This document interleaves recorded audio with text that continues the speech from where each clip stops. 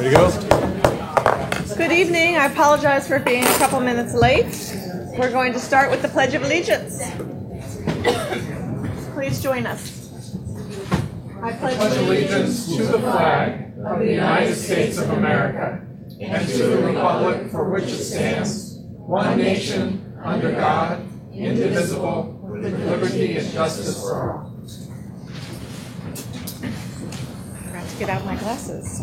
Are there any emergency modifications or additions to the agenda? There is none.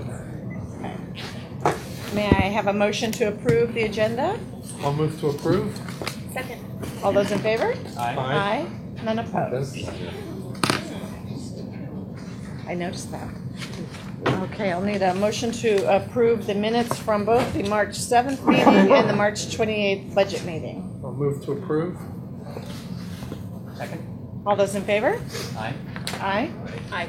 None opposed. Jennifer's not here yet, so we're going to move on and come back to the student report if she arrives. I don't have any public comments? No? Nothing? Come on, people, get lazy. Well, our first item, 6.1, is recognition of Miners Oaks Elementary as a California Green Ribbon School. Very exciting. It is very exciting. Andy, I understand you have lots of information, and so does Dawn. Yeah, so, I was speaking with someone recently talking just about Ojai, and I think that, my family living over in East County, a lot of times when I think about Ojai, two of the priority areas are often, people think of the arts, people think of something related to either environmental awareness, sustainability, just connection to, the natural beauty of this community. And I think our schools really do reflect that, reflect these community priorities. And we've talked, as recently as a couple months ago about the music program within the school. We haven't had a chance to highlight quite as much a lot of the positive that we're doing really on that environmental literacy piece. And all of our schools are doing a number of things that really lead the county in this effort. But I do think that Myers Oaks, pardon the pun, but kind of organically has become a real leader, not just within our district, but within the county and the state for its both implementation of environmental literacy and awareness into curriculum, but also just what the students are doing on a daily basis, their connection to nature, going out to the nature preserve, partnering with some of the Nordhoff students, and just the incredible geography that they have at that school and the incredible leadership they have at the school that's allowed for some pretty exciting programs. So Myers Oaks has been already honored a couple years ago as a Green Ribbon School through a separate national-based program, but the recognition they received this year really is spectacular. It's unique. It's only the second public school in the entire county to receive this recognition. This is a program that's run through the Federal Department of Education that trickles down to the state level. And so the California Department of Education actually makes the selection. Superintendent Tom Torlakson was present to give the award to the school, and as we traveled down to Redondo Beach to receive it.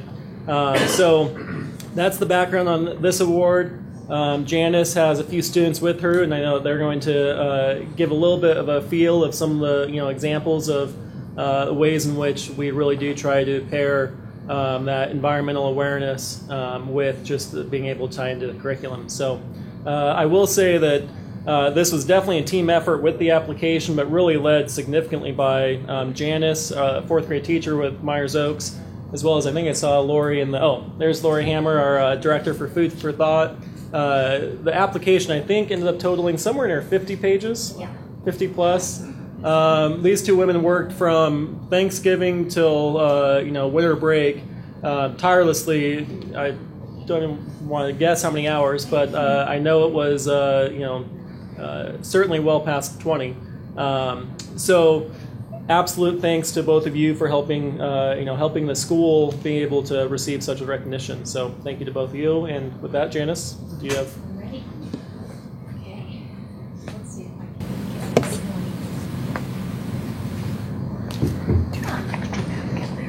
one. Okay. Oh. Yeah. I have to blow my nose. So I'm going to pass out these because it kind of shows I'm good. Lights in. I've already I got think it's the one. sun. Do we want to do both? Let's see. Yeah, the sun. Thank you. Thank you. That's all right. I think it's, we don't want to be totally dark in here. Yes, this is.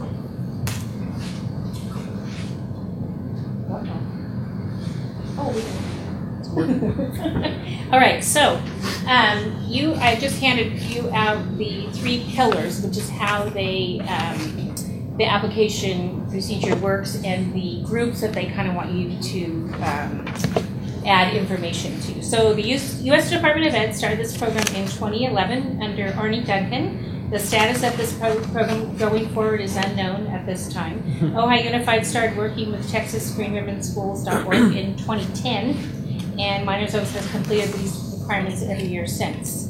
California Green Ribbon Schools started in 2014. The top 5 scorers in the state are recommended for the U.S. Green Ribbon School recognition. This is our first year applying to the California Green Ribbon Schools, and we found it was much more challenging than the Texas program that we had been doing. It was a 49-page application with equal emphasis on all 3 pillars, and you can see the pillars here in the highlight in green, and there they are up there. We attended a workshop at Oak Park High School in early October to learn strategies from successful applicants, which actually really helped us. And California Green Ribbon School staff would emphasize that this was a team application. So it was kind of nice going there because they had winners that previous winners, and they really helped us figure all this out. So your 3 pillars are reduce environmental impact and costs, improve the health and wellness of school students and staff, and provide effective environmental education, which teaches many disciplines incorporating STEM, civic skills, and green career pathways. And then you have the percentages of the application and what we get for each pillar. And this is how we did. So on the back, you have that that little table right there. We were actually very excited. This is the breakdown of points and how we scored. We've already reviewed our scores with the state program administrators and targeted a few ways that we can improve in the future, primarily in Pillar 1. This being our first time out, we were aiming just for the bronze level, but we actually got silver, which we were very happy with. We got 67 points, and we are really close to gold, which is 75. So we're hoping to get to that level next year. And the highlights, this slide, let's see, I'm going to set up, these highlights help to garner us the most points. So we wanted to share them with you. I'll review the environmental literacy. Lori will present a little data for thought. And I have a few student leadership students here, and they will share our recent trash audit. So kind of going through all those on each of these slides. So environmental literacy is so much fun and a big part of our culture at Miners Oaks. This is, we meet in the Meadows once a month, all the 5th grade, the 4th grade, and then 2 high school classes, environmental science classes. We have about 150 students out there, and it is magic. The students usually provide lessons for our students, and it's all environmentally based.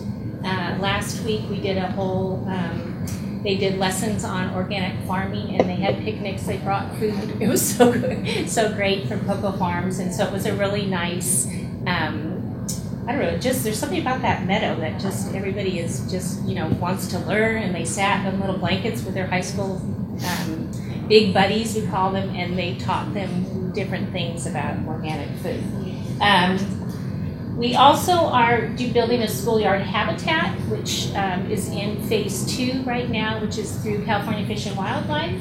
And we are working on EEI, which is Environmental Education Initiative, which is out of the state of California.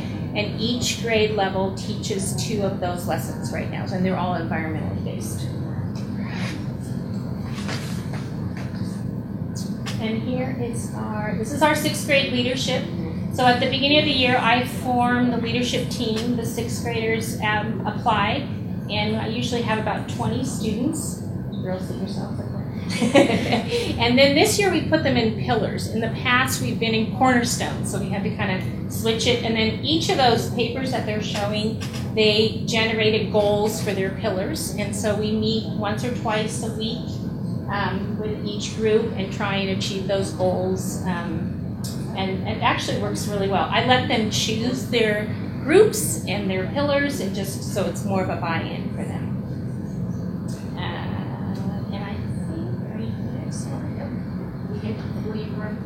Yes, I will work the signature.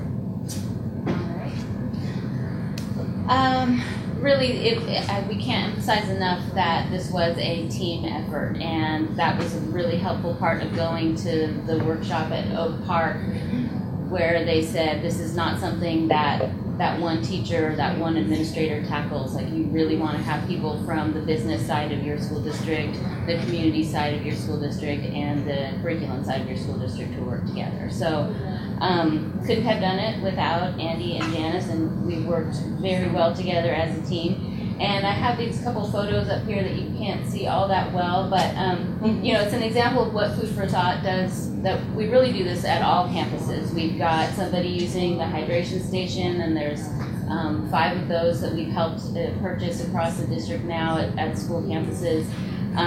There's enough chard on that table there, chard seeds, to probably cover like all of Ojai in chard plants. There's so much chard that the kids are seed saving.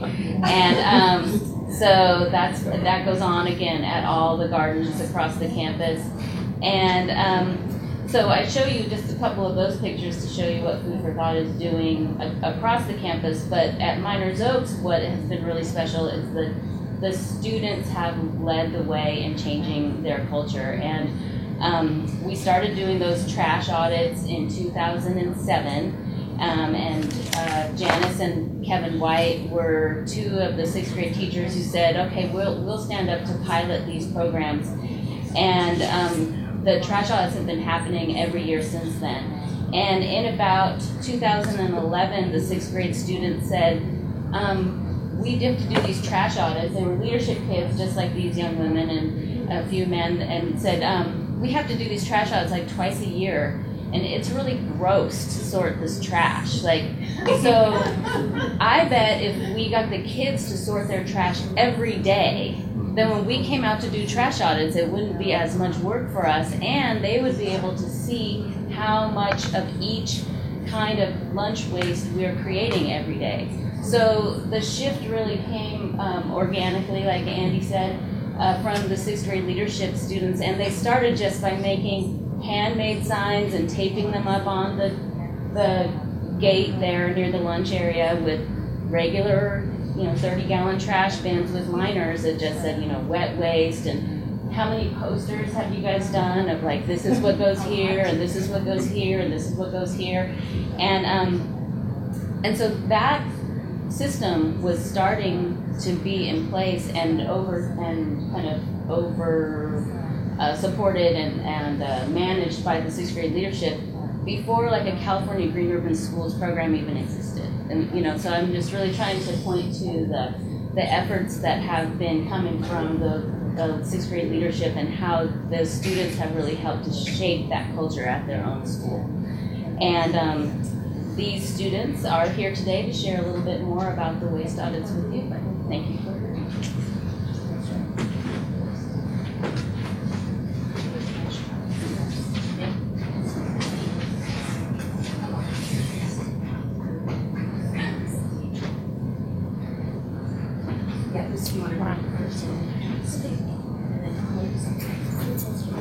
Can each of you say your name out loud so the lady in the back of the room can hear? I should introduce them, but yeah, you guys want to introduce yourselves? Hello, my name is Simon Lamon. I'm a student in Miners Oaks. Should we introduce all of them? What's your name? My name is Vanessa Martinez. My name is Sarah Bealey. My name is Arabelle Bealey. My name is Whitney Ulrich.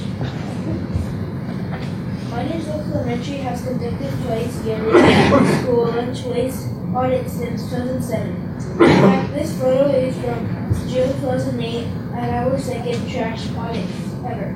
Lots of students at our school weren't even born when the waste audit started.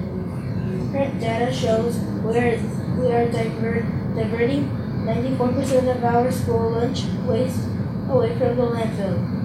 We are successful because Miners Oaks students take the time to sort our lunch waste every day, and our custodian, Sander, helps keep everything organized. We have just designed a survey to help nutrition supervisors learn about our favorite fruits and vegetables. We're also interested in making a film about our local food reforms.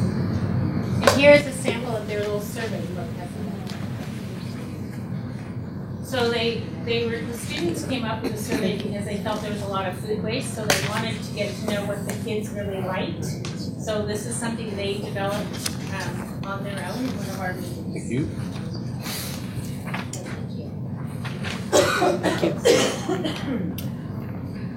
I would like to just, in case people didn't hear on the video way back there, 94% of their waste is not going to the landfill. That's huge. Sorry, go ahead. The Miners Oaks PTA has long supported health and wellness, from the yearly jogathon to the fundraising for a new play structure starting in 2009. This year, the Miners Oaks PTA has signed on to be the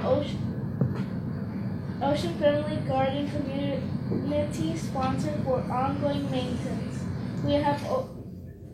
We also have new school reusable water bottles for sale to use at the hydration stations.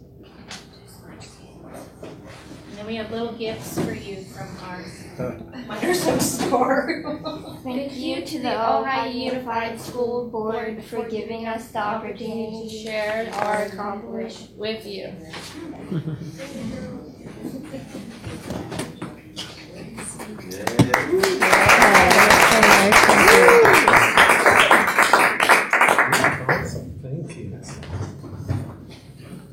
Thank you very much. Thank you. So we have an awesome PTA and an awesome. Thank you. Yes, before they walk away, I actually have talked to sixth graders at Miners Oaks about bringing this program with them to Matilaha. I think there's a lot of kids who know what to do, and you would be so helpful in initiating something there. I'm also curious. That possibility, absolutely.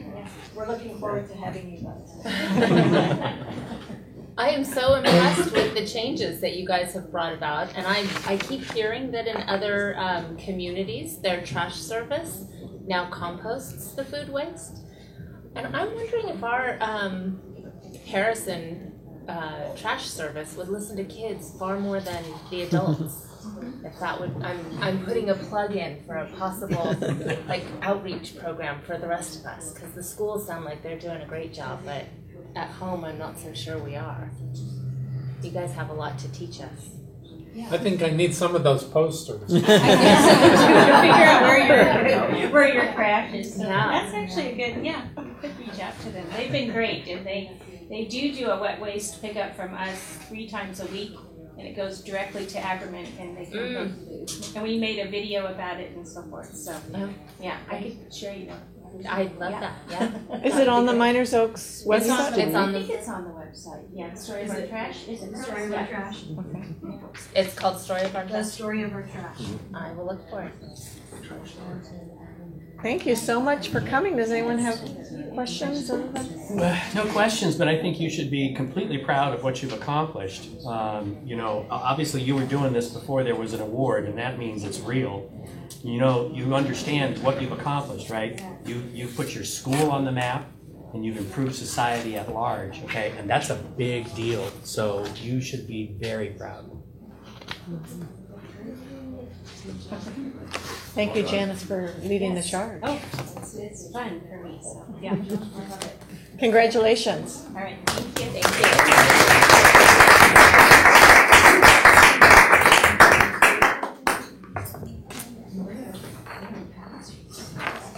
Okay, and then we're moving on to 6.2, which is new pathways. BC Innovates electives at Matilda. I would like to ask you to be on our leadership team next year.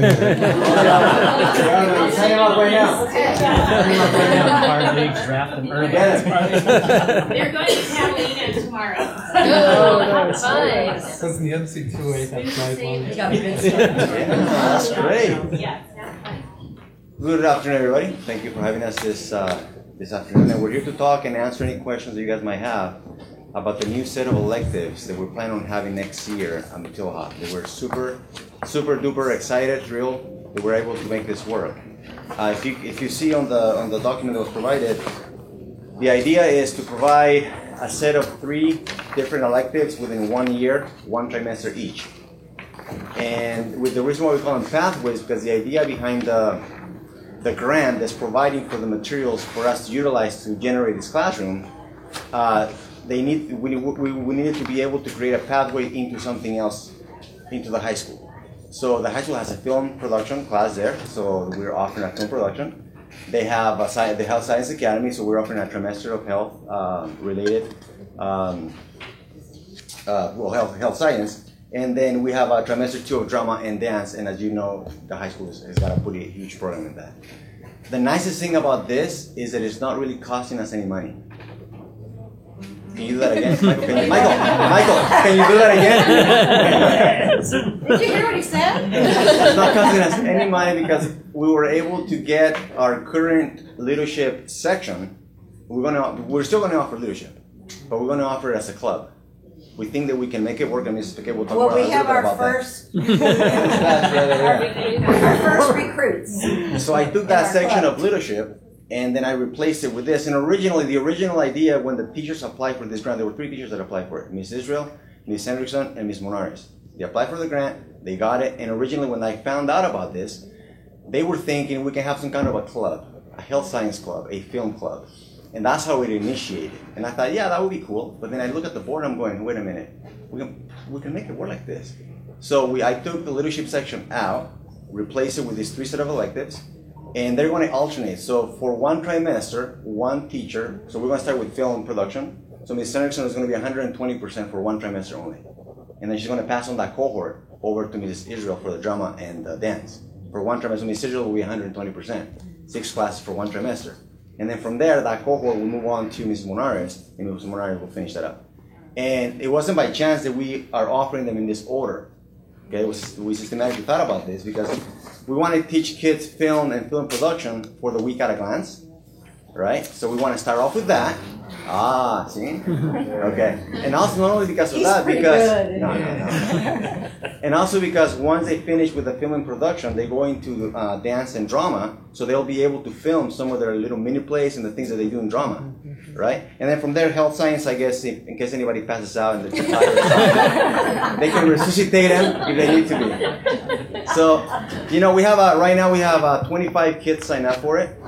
And we're excited about the possibility, and it's going to be the first year. And I'm very excited because over the years, I've been at Matilda for 6 years, and it's very unfortunate. I felt really bad when we took down the woodshop program. I took woodshop when I was at Matilda, and that was the only class that kind of made sense to me when I was there.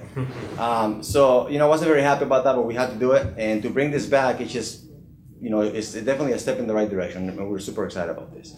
Okay, and to talk more a little bit about leadership and what we're planning on doing, Ms. Paquette is here, and she used to be the leadership teacher. And it used to be a year-long class that I taught. We will take a few things out of it that the kids are doing right now, which, like exploring colleges and doing reports on colleges. But we felt like it was more important that they have these options, more options by these 3 classes going into the high school. I attended one of the BC Innovates, which is the name of the grant that's funding this, as an administrator, and I was amazed at the support and the money and the work that our teachers had done to get the money to pay for the supplies. And they're not consumables, so they'll be good. They're getting CPR dummies for the Health and Science Academy. Those will be good 10 years from now. So we'll take our leadership and make a club, and that, like I said, those will be our first recruits, and we'll be having a teacher and myself work with those students at tutorial, at lunch, or after school, depending on what we do, to plan the dances and the events that leadership is planning. So I regret that there's a few activities that they probably won't be doing, but I feel like this is more valuable right now for them and getting into the high school in these pathways. And was the leadership only 8th graders, or were there sometimes? It was a mix. It was about 50-50. It was 7th and 8th. And the nice thing about doing this too, a very, very positive side effect of doing this with leadership, is that kids now don't have to make up their mind whether they want to take leadership or the elective wheel, because now everybody can take leadership. Right? So they don't have to choose between 2 electives. They can be in leadership and then take this other elective they always wanted to take, because now leadership is or be in the music program. Or be in the music program, exactly. Right. Exactly. So it's a win-win-win-win.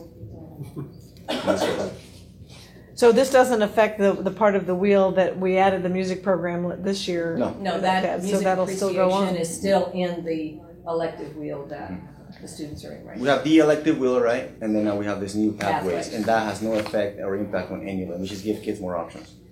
That's great. So, Very exciting. okay. Many questions? Leadership, you said, was 7th and 8th, but this is only 8th, correct? This one is only 8th, yeah. And the idea again is to get them in that technical mindset into the high school. Plus, I think it could be very popular, and so you have to limit how many people. You're not offering multiple sections, so. Yeah. So we'll see how it goes, but we're thrilled and excited to see how. Maybe we'll be presenting next year with kids here doing CPR in front of you guys. There you go. Yeah. Great. So, any other questions? Just that this is I'm glad to see that we're continuing to take advantage of the program. And for folks out there, they should realize that yes, there's a lot of money and yes, there's a lot of support, but none of it comes here without you guys busting to get this built and designed, because it doesn't come until you've done the work. And so I think people need to recognize that yes, we're being supported, but it's because you've earned it. So, and I really Our teachers worked very, very hard on writing these grants, and they're attending workshops that have to do with their pathways, mandatory workshops. So, congratulations. We'll need a motion to approve. I'll move to approve. Second. Thank you. All those in favor? Aye. Aye. None opposed. Exciting. Thank you.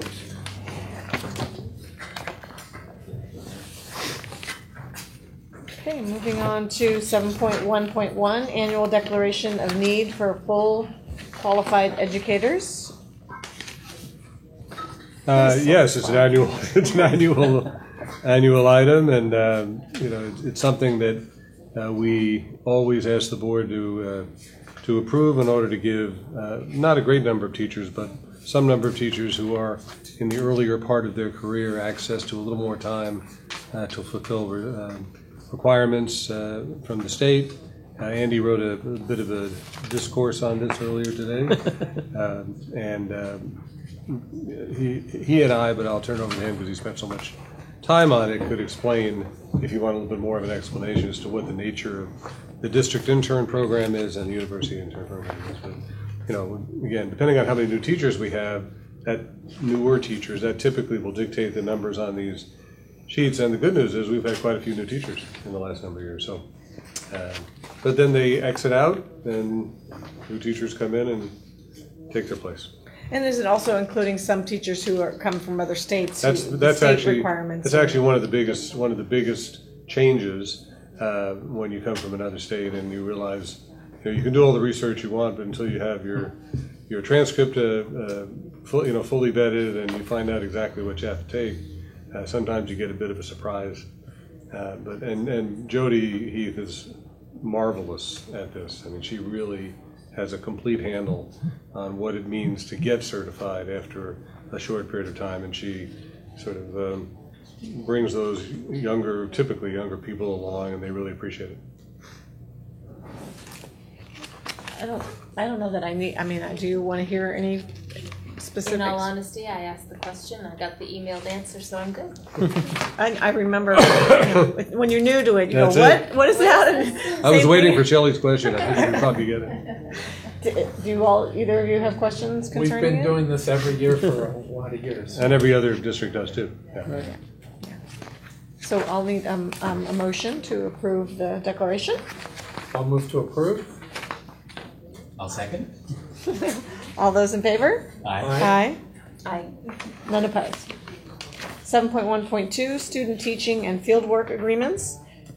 My only question would be, is there anyone new from last year? I think these are Same group. the same group. These are universities that we work with for our student teachers and program credentialing, and we're very happy to have them.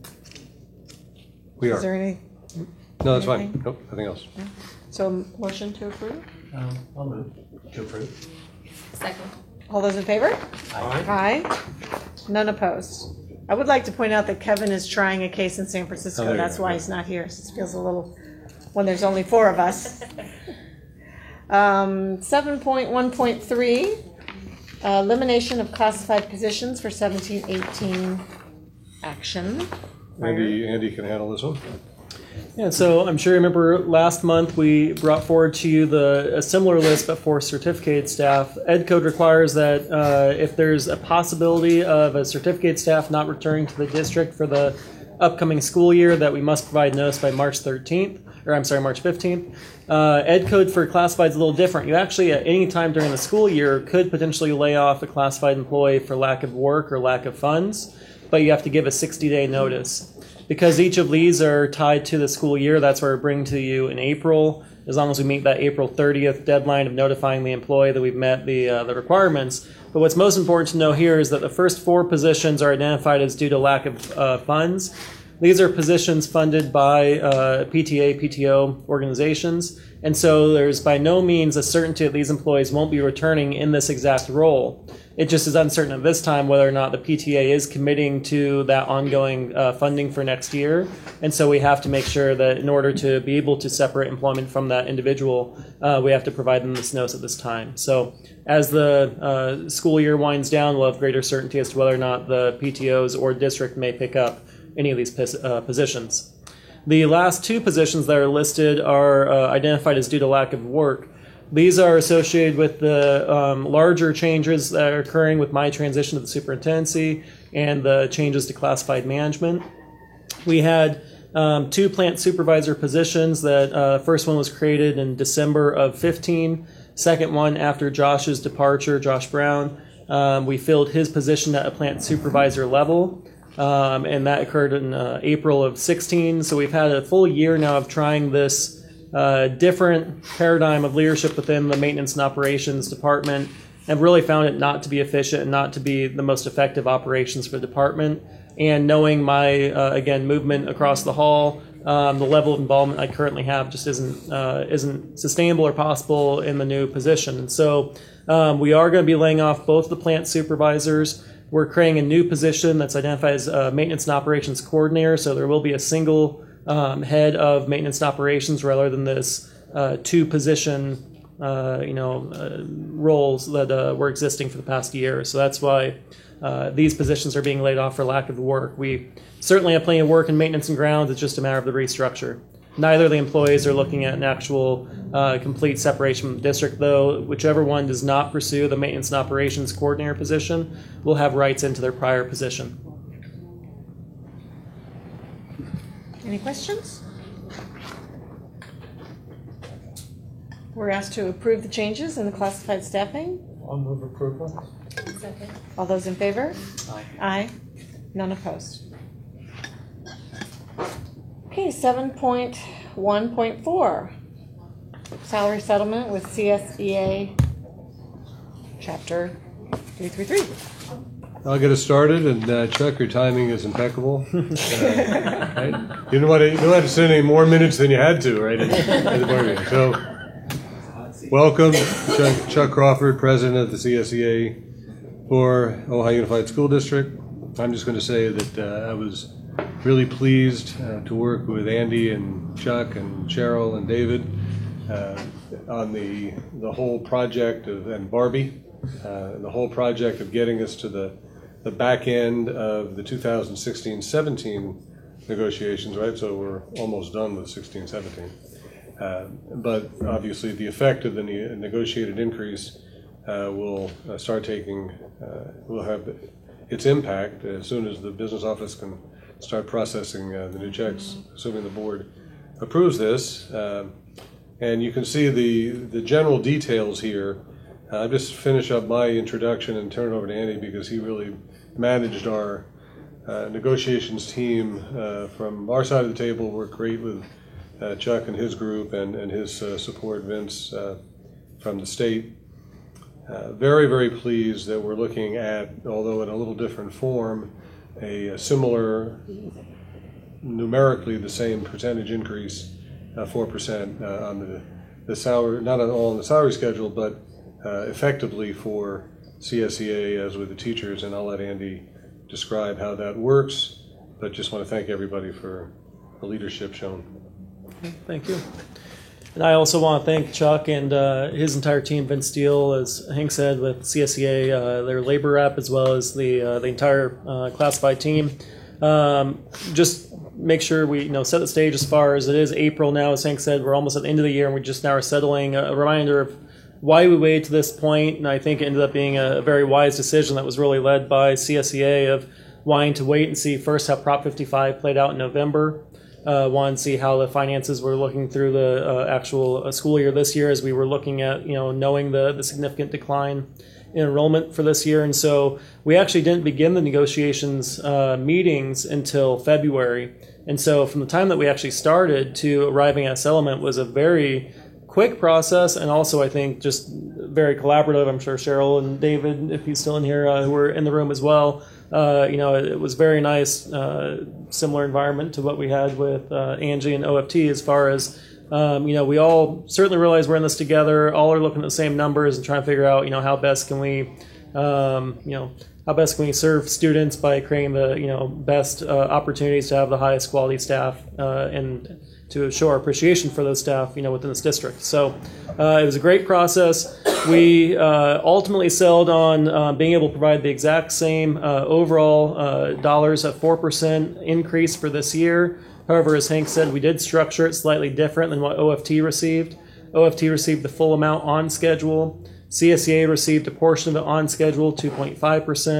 1.5% is off schedule. The rationale for differentiating this year between OFT and CSEA was really, and CSEA did a great job of understanding this and communicating it to its members, because obviously this is a little bit of a shift, is the realization that there are a number of things down the line in the very near future that uniquely impact our classified staff. The two biggest changes are the increase to minimum wage, and we know that going from $10 an hour just a year ago, currently we're at $10.50, and we'll be going up to $15 an hour very soon. That amounts to nearly a 50% pay increase for our lowest compensated employees, and to maintain internal alignment across all the positions, that could mean theoretically something similar to 50% across the entire board. So that's obviously something the budget can't withstand, and so CSEA was able to help work with us creatively to begin addressing those issues. We also have our PERS contribution increasing.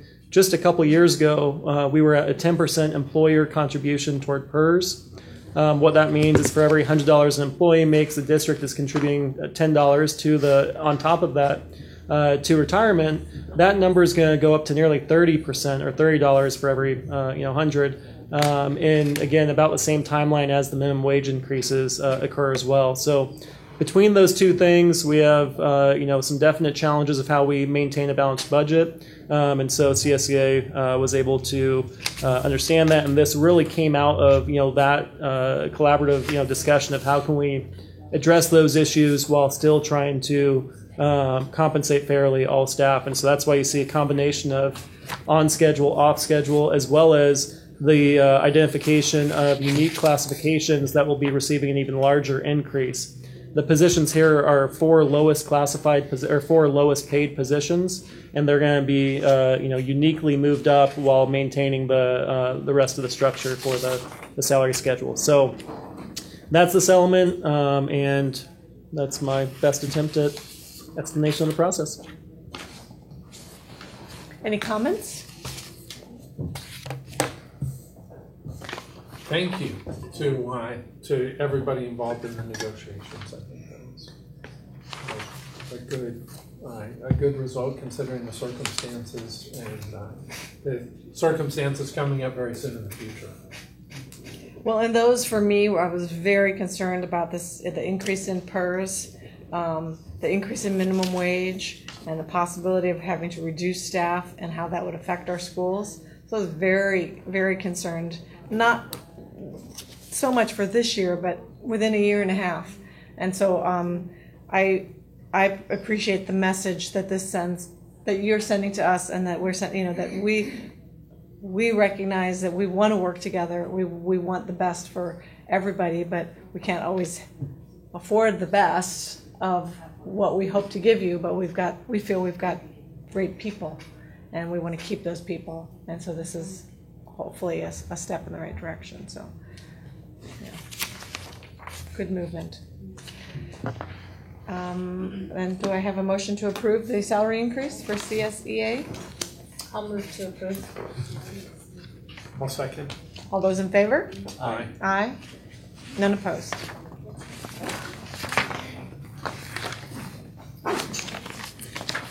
Let's see, 7.1.5, salary compensation for employees not covered by negotiated agreement. Well, now that we have both union contracts settled, and you recall a number of months ago the teachers settled with a 4% increase in salary schedule. The effective increase for this school year was 2.4% because teachers begin to get paid. They're paid in 4 months in the 2016 year, 6 months in the 2017 year. So the distribution of the 4% is 2.4% this year, and then an effective increase of 1.6% next year. Now that we have our 150 or so classified staff members in the union settled, we can now turn to the 23 people who are not covered by either contract. And so that's what this agenda item is all about. In most years I was here, this was about the simplest possible solution you could have, because it's just a matter of everybody saying yes to X number of furlough days. Last year was equally simple, because for the first year in 7 years, all staff members did receive the same percentage increase in their compensation in 15-16 compared to 14-15. This year it's anything but simple, and as you'll see in the text in the cover page, it was even impossible to write about. So, Andrew, if you're interested, and anybody else is interested, and we'll have it appear on our website in terms of the impact of these increases, if the board approves this proposal tonight, then essentially here's how it will fall out. Everybody will receive an effective increase in 16-17 compared with 15-16, somewhere between 2 and 2.4%. With the teachers on the high end, because they're paid over 10 months. Similarly, 10-month employees for CSEA will have a 2.4% increase. Others who work 11 or 12-month years will have either 2%, or in the case of psychologists, for example, 2.18%.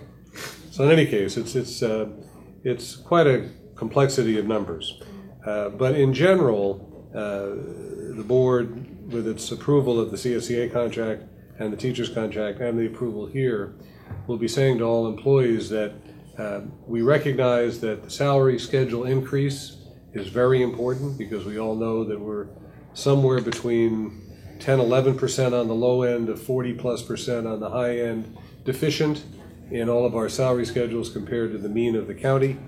But we do the best we can, and so the presentation tonight will have that effective increase depending on the category of leadership person within the 23 people, somewhere in the 2 to a little more than 2% increase.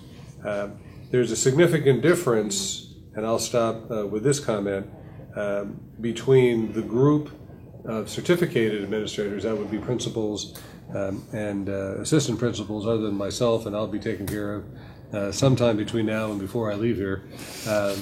Maybe before June 30th, I'm sure it will. But that's a separate issue. So principals and assistant principals are certificated And they will be in that lower group for 2016-17 percentage increase of 2% because they're all on a 12-month contract.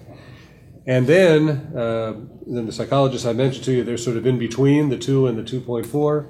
And then there's the very complex situation of classified management, and in fact another group we have called classified confidential staff who are in different groups. And Andy has organized a very interesting new and I think pretty exciting management team that he alluded to just a couple of minutes ago for next year. And that next year grouping is affected by this year's decision on salary. So maybe you could speak a bit to that, Andy. Sure. Before I start, I've been living these numbers a lot lately. And I think I might take for granted the ability or my lack of ability to convey exactly how the impact of having a salary increase that's retroactive but only to January 1, why we keep referring to, it's an effective 2% when in reality it's actually we're settling for 4%, but it's only for a prorated portion of the year. So I'm looking around to see if the concept is clear, or if it would be beneficial to try to explain why we are throwing out a couple different numbers, and now there's the added complexity of classified and certificate are different as well. But does the concept of why 4% effectively just becomes 2.4% in this school year for our teachers, or 2% for principals? Okay, I'm seeing a lot of nods. That's great. I just explained it. You explained it very well. Thank you. I just wanted to make sure that everyone was following. So as Hank said, certificated leadership being treated the same as certificated teachers, with the exception of how it actually impacts them in this current fiscal year because of the number of paychecks they received prior to the effective date of January 1. Classified management, the recommendation is that for those who participate on the classified side of this enhancement, it would be the same that CSEA receives. So again, that would be 2.5% on, 1.5% off. I've stated that I will not be participating in this increase. The board has generously offered me my employment contract for next year. That number was discussed earlier in the year, and so I felt that any increase for this year was not appropriate for me to be a part of. Likewise, we did have 2 directors on the classified side who were hired in their current position. One began December 12th. The other one had a transition period from October, but really began in the position January 1. We felt that given how recently they accepted the position, that it wasn't appropriate to have them immediately participate in the increase as well. And so they too, just as I, will not participate either this year or the effective impact it would have had next year. And then, as I already alluded to earlier with the plant supervisors, because that position is going away altogether, they won't be participating in an increase this year. However, the newly created M&O coordinator position will be a 10% increase over the current plant supervisor salary. The one position of classified management or supervisory responsibility that we are recommending receive the increase is our transportation supervisor. That is an employee who's been with the district for well in excess of a decade, has been in the position for over a year, and we felt that in all respects it made sense that she be treated the same as CSEA. For our classified confidential staff, it's the same thing, that each of them have been in the position for a very long time, incredibly valuable contributions of each of the 3 employees, and so their increase will be the same as CSEA, 2.5% on, 1.5% off, which effectively this year ends up only being a 2% increase, with the other 0.5% coming in next year. That's it. That is our presentation of the recommendation. Any comments, questions, concerns? I would have comment. First of all, I would like to thank everyone for their patience and letting us wait until April to get through this. But I think it has been hugely successful in terms of our working together. And I really feel that this board has said to administration, we don't ever want to just keep doing things because we've been doing them. And it's obvious to me that you guys have heard that, and that each step that we're taking, we're asking new questions. We might not change a ton, but just asking questions again and re-looking at things, you know, the budget meetings, and that all is coming to head in these discussions, and I think successfully flowing through. And I have excitement for the same thing happening curriculum-wise. Cheryl in that new position and sort of saying, what are we doing? Do we like what we're doing? Are we going to keep doing that? Instead of just assuming we are, to really dive in and look at that. And that, to me, is, I think, special to this district and exciting to me. So I want to recognize you for that, and thank the people who are on this list, these 23 employees, for their patience with us, but it's been helpful for the board. So if we will have a motion to approve the salaries as suggested. I'll move to approve. Do I have a second? I'll second. All those in favor? Aye. Aye. None opposed. Okay. Next item, 7.1.6, approval of contract for Dr. Cheryl Knox as our Assistant Superintendent of Educational Services, effective July 1st. I'm going to give this one to Andy, and Cheryl will give you a little lead time. We're going to ask you to say some things. So. better to tell you now than 3 days ago, right? Because you would have been perseverating over it. Well, I just detailed some of the changes related to the succession planning transition. This summer left out a very, very exciting piece, and that was because we knew we were coming to it now, which is the recommendation or the appointment of Cheryl to the newly created Assistant Superintendent of Educational Services. As a reminder, we flew that position back in February. We had a few board members serve on the interview panel. We're absolutely impressed, I was, with the quality of candidates that applied, including sitting superintendent, sitting assistant superintendents. People had very diverse backgrounds, and many of whom would have been excellent candidates for this position, but became very clear during that process, something that was already, I think, felt by many, which is that we had one absolutely stellar candidate that was within this district already. Cheryl started her career with Ojai Unified, actually I should say, really as a product of the district as well, and not just started her career, but actually as a former student. But began her teaching career in the school district due to the unfortunate reality of our declining enrollment and the need to reduce staffing. Received a pink slip 5 years or so in a row, and ultimately decided, not because she wanted to, but because she wanted a little more security with her employment, to leave the district, and began gaining just incredibly valuable experience at the administration level, both at the high school and eventually elementary level out in Simi Valley Unified. And so left us for a few years, was able to gain experience, as I said, at both the secondary and primary level, and those experiences really were another factor that helped us identify Cheryl as the right candidate for this position, someone who really knew the schools across this district, but also knew what it was like being in another district that could bring some of the best practices from Simi. So obviously we brought her back 3 years ago, has been incredibly successful principal at TOPA. I know that we have a few members of ELT here as well, and has been a just absolutely treasured and valued member of the elementary leadership team that we have. And so again, it was something that many of us knew in advance, but certainly became very evident during the process that we just were so fortunate that she was already within the district and had many ties, including her mom actually still working for the district at this time. So just a wonderful opportunity for us to have someone that has just many different connections to the district, as well as just incredible work experience within Ojai Unified and outside Ojai Unified, to help lead this new direction with this new position, with really being able to one, move forward toward more K-12-ness, or a really unified district in every sense, and being able to work with our principals to really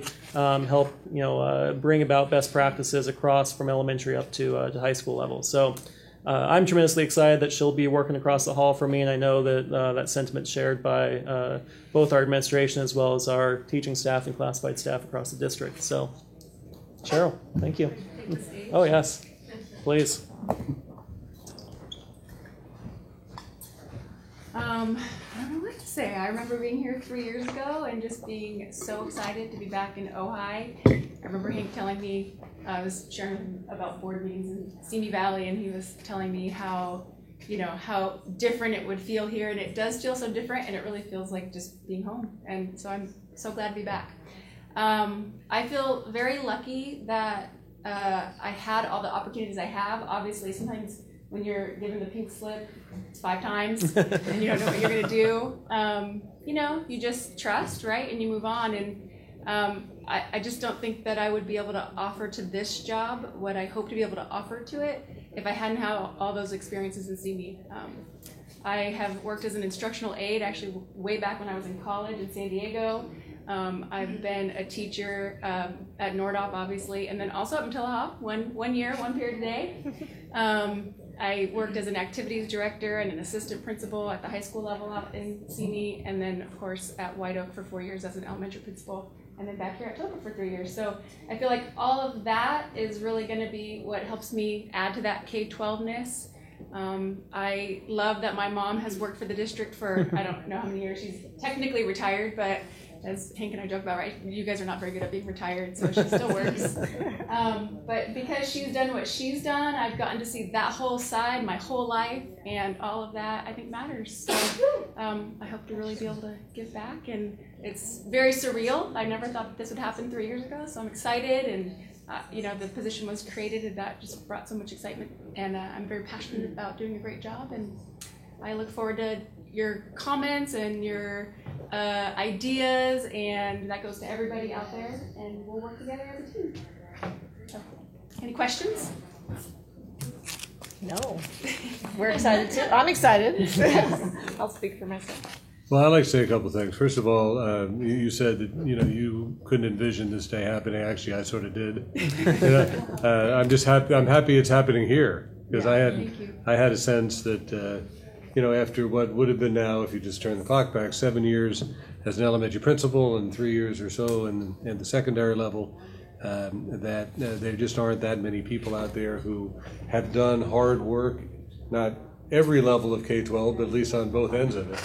And you certainly could have been recruited for, or you could have been interested in an assistant superintendency in a K-12 district, some other place, and as we know, we all know much greater compensation, but you wouldn't have the hometown that you have. I like the hometown. That was our big draw. That was our big draw 3 years ago. So we're still banking on that. We're still banking on that. So I'm very excited that this has happened for you.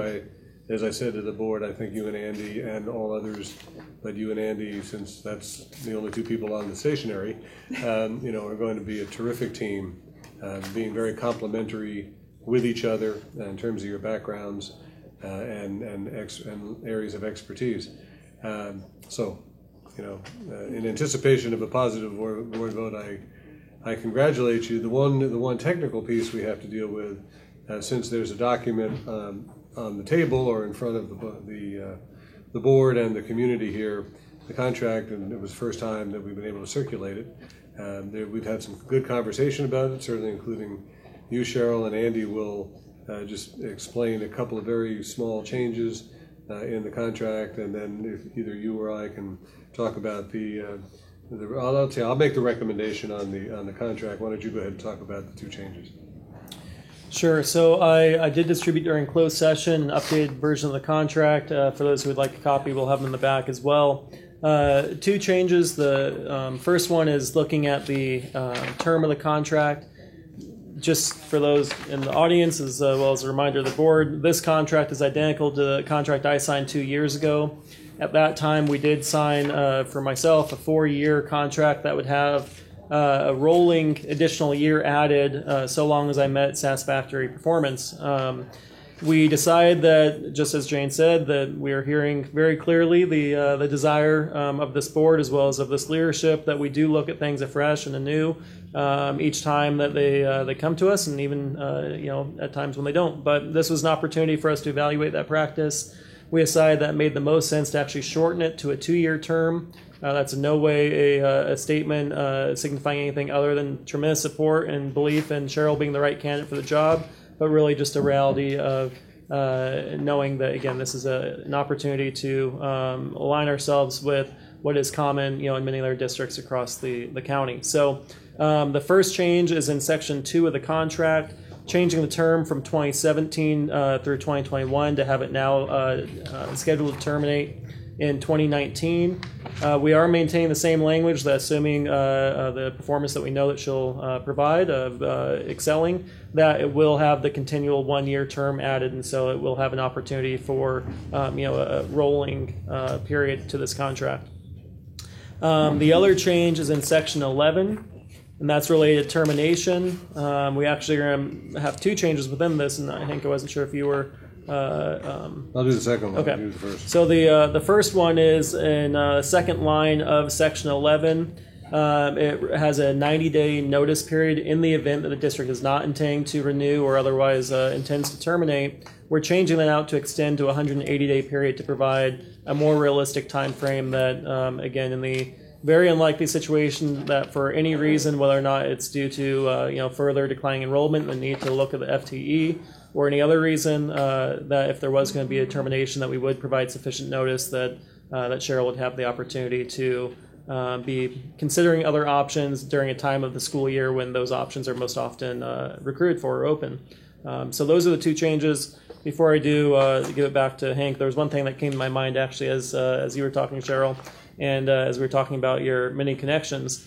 Hank mentioned that on the letterhead that she and I will be listed, that in, 1 year, you'll have one of the 2 staff listed having children in the district. Cheryl already has her daughter in the district. And the year following is when Christian will begin transitional kindergarten. So I'm not sure last time Ojai Unified had its superintendent and assistant superintendent actually have children in the district, but I do think that's a pretty neat thing. So certainly not recently.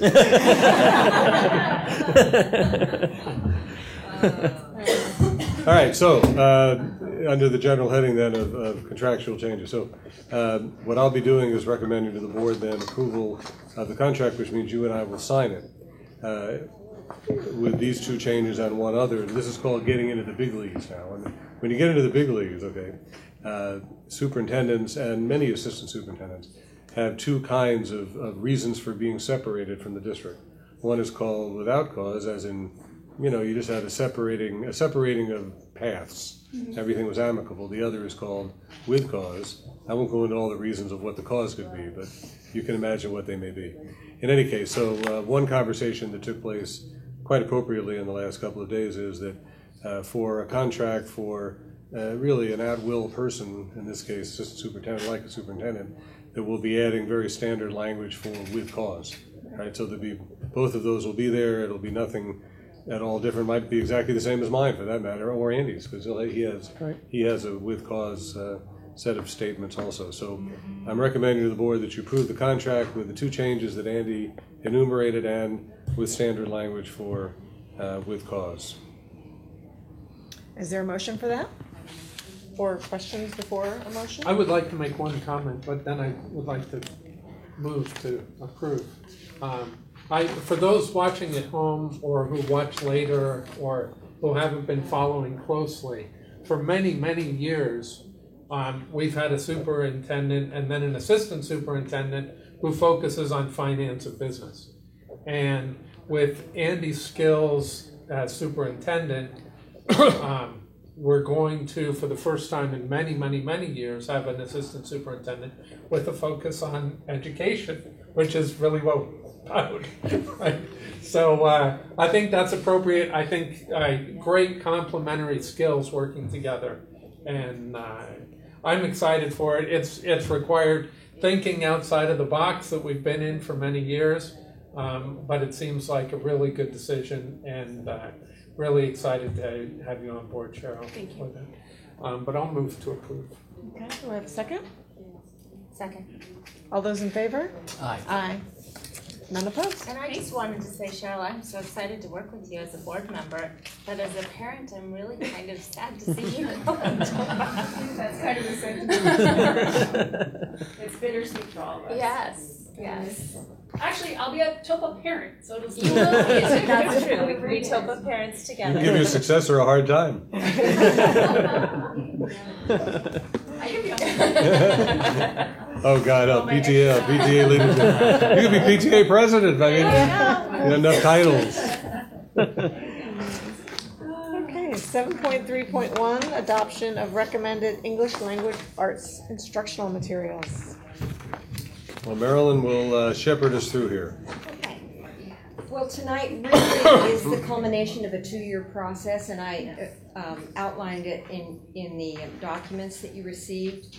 But we began really in the fall of 2015, and Don Damianos and I really facilitated the process, but I have to say, we provided the framework, but it was the teachers. The pilot teachers were the drivers of the process. So we really put it in their hands, whether it was looking at data, going down field trip to VCOE, and collaborating among themselves. It was really the teachers who did the work. The teachers on the selection committee, as I noted in the notes, we had 12 teachers from all sites, all grades, and each one piloted 2 programs.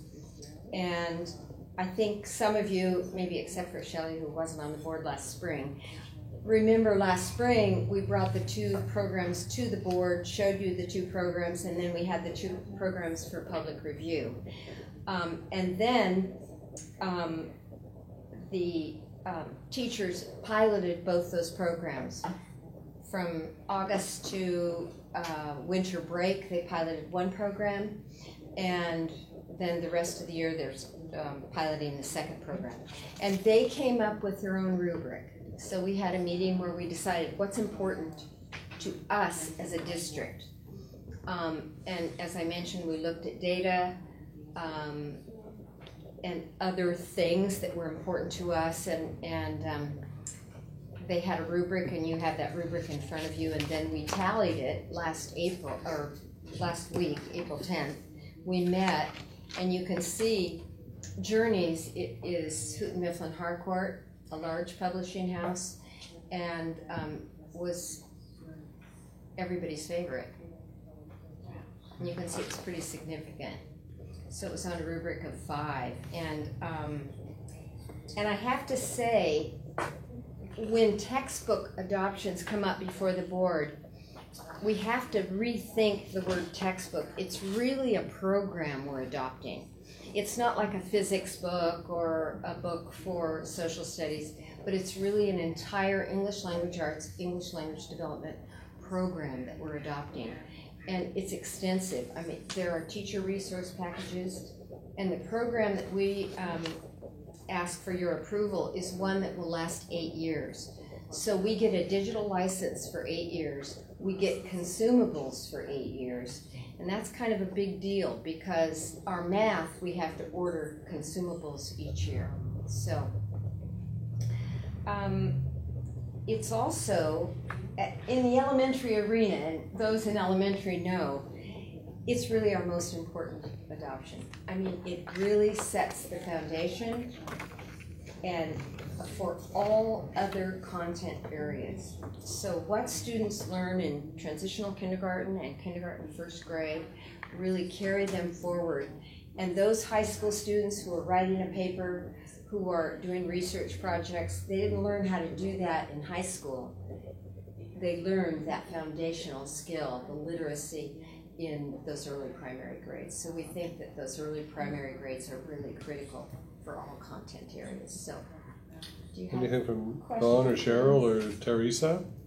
Anything you'd like to Teresa add? had a lot of pilot teachers. We have 12. Yeah, I saw that. 5 of them Right. were at San Antonio. So all but 1, I think, right, Teresa? Any thoughts you have on what your teachers learned through this process and what you all learned from this particular recommendation? Unfortunately, I missed the meeting where they shared out, so I didn't get to hear a lot of the specific input. But I know that there was a lot of conversation throughout the year on what was working well, and they would compare notes even though they're at different grades.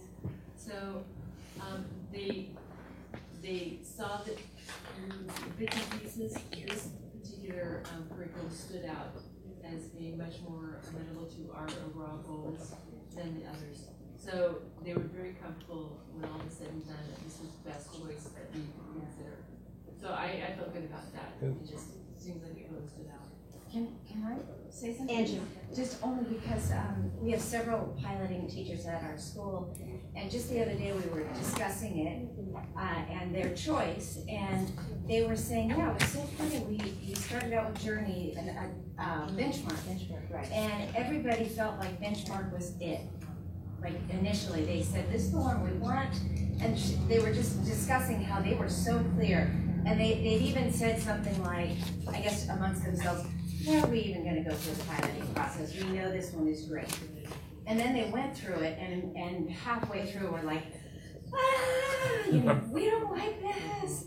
And we're really happy that they had piloted two, and that they had been very thoughtful. Like they felt they really researched the two. And then when they got to Journeys, everybody, even the energy at school over language arts went, okay. And everyone settled down, and people have been really, you can just feel everyone's really happy with this program and excited to start the school year off with it, not just be in the middle of the year doing it. So. Right. Well, and Marilyn. Sorry. The relief at having finally gotten a math curriculum down and then now ELA is a huge relief because we're in such transition there with Common Core students coming on board and finding the right curriculum, and now it's like, oh good, we can really dive into these curriculums. So huge relief. I like that. It seems different than the way we piloted the math program. I like that the piloting teachers piloted both programs versus trying to compare if Angie was piloting one and I was piloting how she feels versus how I feel. It's all the same people experiencing the same books. So right, and that's the state recommendation, that you really have one person, one teacher piloting two different programs, because as we know, all teachers are different in needs, delivery, those kinds of things, so that way they can really compare. It was a thorough process. I mean, 2 years, and meeting with publishers and asking a lot of questions and going and taking field trips, looking at it. I really trust the recommendation of the teachers. I really feel like they were thorough in the whole process. They were really invested, and they really put a lot of work into it. And to add to that, when I was in the meeting where they shared out, it was clear that Houghton Mifflin was the by far winner just based on all of their comments. But I reminded them that it's not really two options, there's three options. There's Benchmark, there's Houghton Mifflin, or there's no choice right now. There's go back to the table and, pilot more if we just don't feel like we have the right one. And I liked that discussion because they thought about it and, but it was still very clear that Houghton Mifflin, they really felt like it was going to be the strongest curriculum for our district. So that, just added to the emphasis of how strong they feel about it. And it would have been okay if it worked out the other way, but I think it's even more telling that they didn't go with the first one. That they didn't get hooked on the first one and just reject the second one. I'm glad it worked out that way. It was a good, thorough process, and I think everybody felt good about it at the end, that their voices were heard. I'm glad you actually have detailed the entire process here, because this is the invisible work that our folks do that nobody knows, and I think it's important that people recognize it's more than just standing in front of a classroom. Right, and it has to be thorough. I mean, this is something that we're going to have for 8 years, so we want it thorough. And just so everyone knows, you can do the math fairly quickly on the 162 times nearly 1,300 students. this is going to be an expenditure in excess of $200,000. I mean, very substantial. Fortunately, we have been planning for it. This isn't a surprise. We knew that we were piloting it, and so we did set aside $140,000 of lottery funds that are restricted, that can only be used on either curriculum materials like this or other instructional materials. And so we intentionally have been holding some of that back for the past few years and rolling it forward for this purpose. So next year we'll have about $120,000 coming to us. When you combine that with the $140,000 we've held on to, we'll actually still have textbook, curriculum material, lottery dollars that can go to other sites as well. So this is not taking money away from any of the things that we talked about earlier about how much we value our staff. Can you tell me how long the last curriculum was used? How long what? The last curriculum has been used? 2003. I'd like to ask a question, not specifically, about the journeys, because it seems to me that our experts are the ones telling us this is what they want. But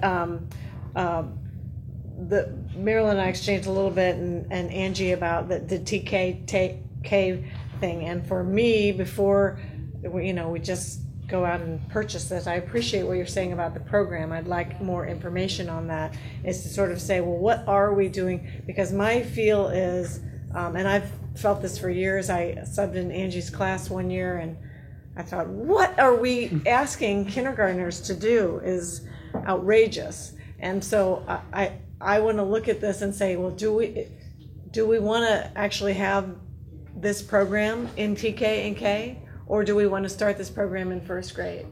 And why what is it offering the teachers that they need, or what are we requiring of our kindergartners that has changed since I was in kindergarten, and all we had to know was your ABCs and 1 through 20, your numbers. You didn't have to write sentences. You didn't have to have single addition. There's just so many things, and I keep reading everywhere that developmentally this is not the right way to go, and I want to talk about that as a district. I mean, if we're being innovative in so many other things, maybe it's time we're innovative. I know there's statewide sort of, I don't know if you call them rubrics, but standards that you're supposed to be able to do, but we're not testing those, or the state is not testing those until third grade. And I think my concern, Marilyn, about in terms of a book, is that children who are not yet reading, and I've been told by teachers that it's perfectly normal to start reading in second grade, to get that, I can read now. And it's perfectly normal to do it in kindergarten. So if there's this widespread, I don't want the child who is not reading until second grade to feel like, oh, I'm stupid, I can't read.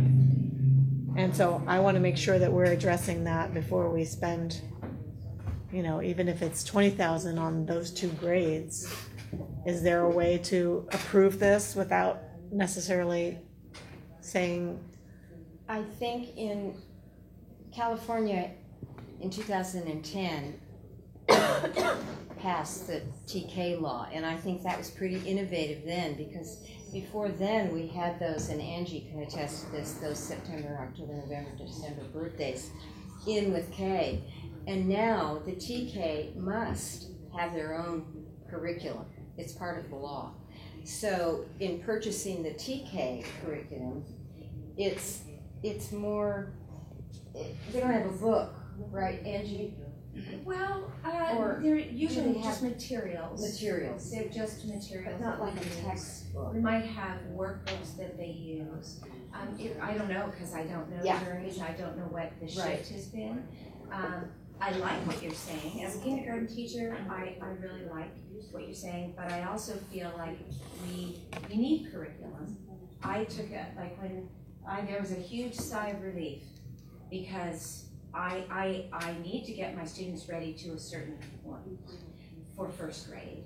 And having curriculum that feeds into what they're doing in first grade is extremely helpful. And so it's not me just picking and choosing or using my 14-year-old curriculum, trying to figure that out, or teachers pay teachers, or whatever I can do. So having the curriculum, I think, is very important. But I also think having that discussion philosophically, is that what we want our kindergartners to do? And what do we think is appropriate for them? I think that is, and the TK kids, I think that's a really valuable discussion that we could have. Because for me, I'm at 14 years of teaching kindergarten. And what I've learned is that when I used to push them in September and say, you've got to do this, going, now I don't. I work on problem solving skills and school skills and social skills, and I back up. And then in January, I still teach them, but January I start pushing a little more. And amazingly enough, they end at the same place. Does that make sense? Mm-hmm. So yeah, philosophically, I think it would be an important discussion to have as a district. Is that what we want to do to the children in this school district? But do we need the curriculum? We want the curriculum. We want to have things that we know that are flowing and feeding right into the other grades. Great, very helpful. I think that really is well said. And the only thing I would add to that is that the purchasing of the curriculum for all grades TK through 6 and having the conversation are not mutually exclusive. Right? You may absolutely do some different things in TK and K than the curriculum might suggest you would do. And we have enough expertise even among our 5 schools that we don't require every teacher in every grade to do precisely the same thing, try to end up in the same places. Cheryl obviously would be overseeing this, but I think it would be an error now that we've had so much excitement about this particular program to not have the materials available, right, on day one, because that's really what you're saying, that they need to be available to all teachers on day one, albeit you can make choices even beyond grades TKK. I mean, there'll be things that can be done differently among teachers in schools. So, and my recommendation when I wrote this, I talked to Jane about this. It's a big issue. I needed to be reminded even after I wrote it on Friday that this is a 2-year process, not something that just sort of appeared on my desk. On Wednesday of last week, I knew that.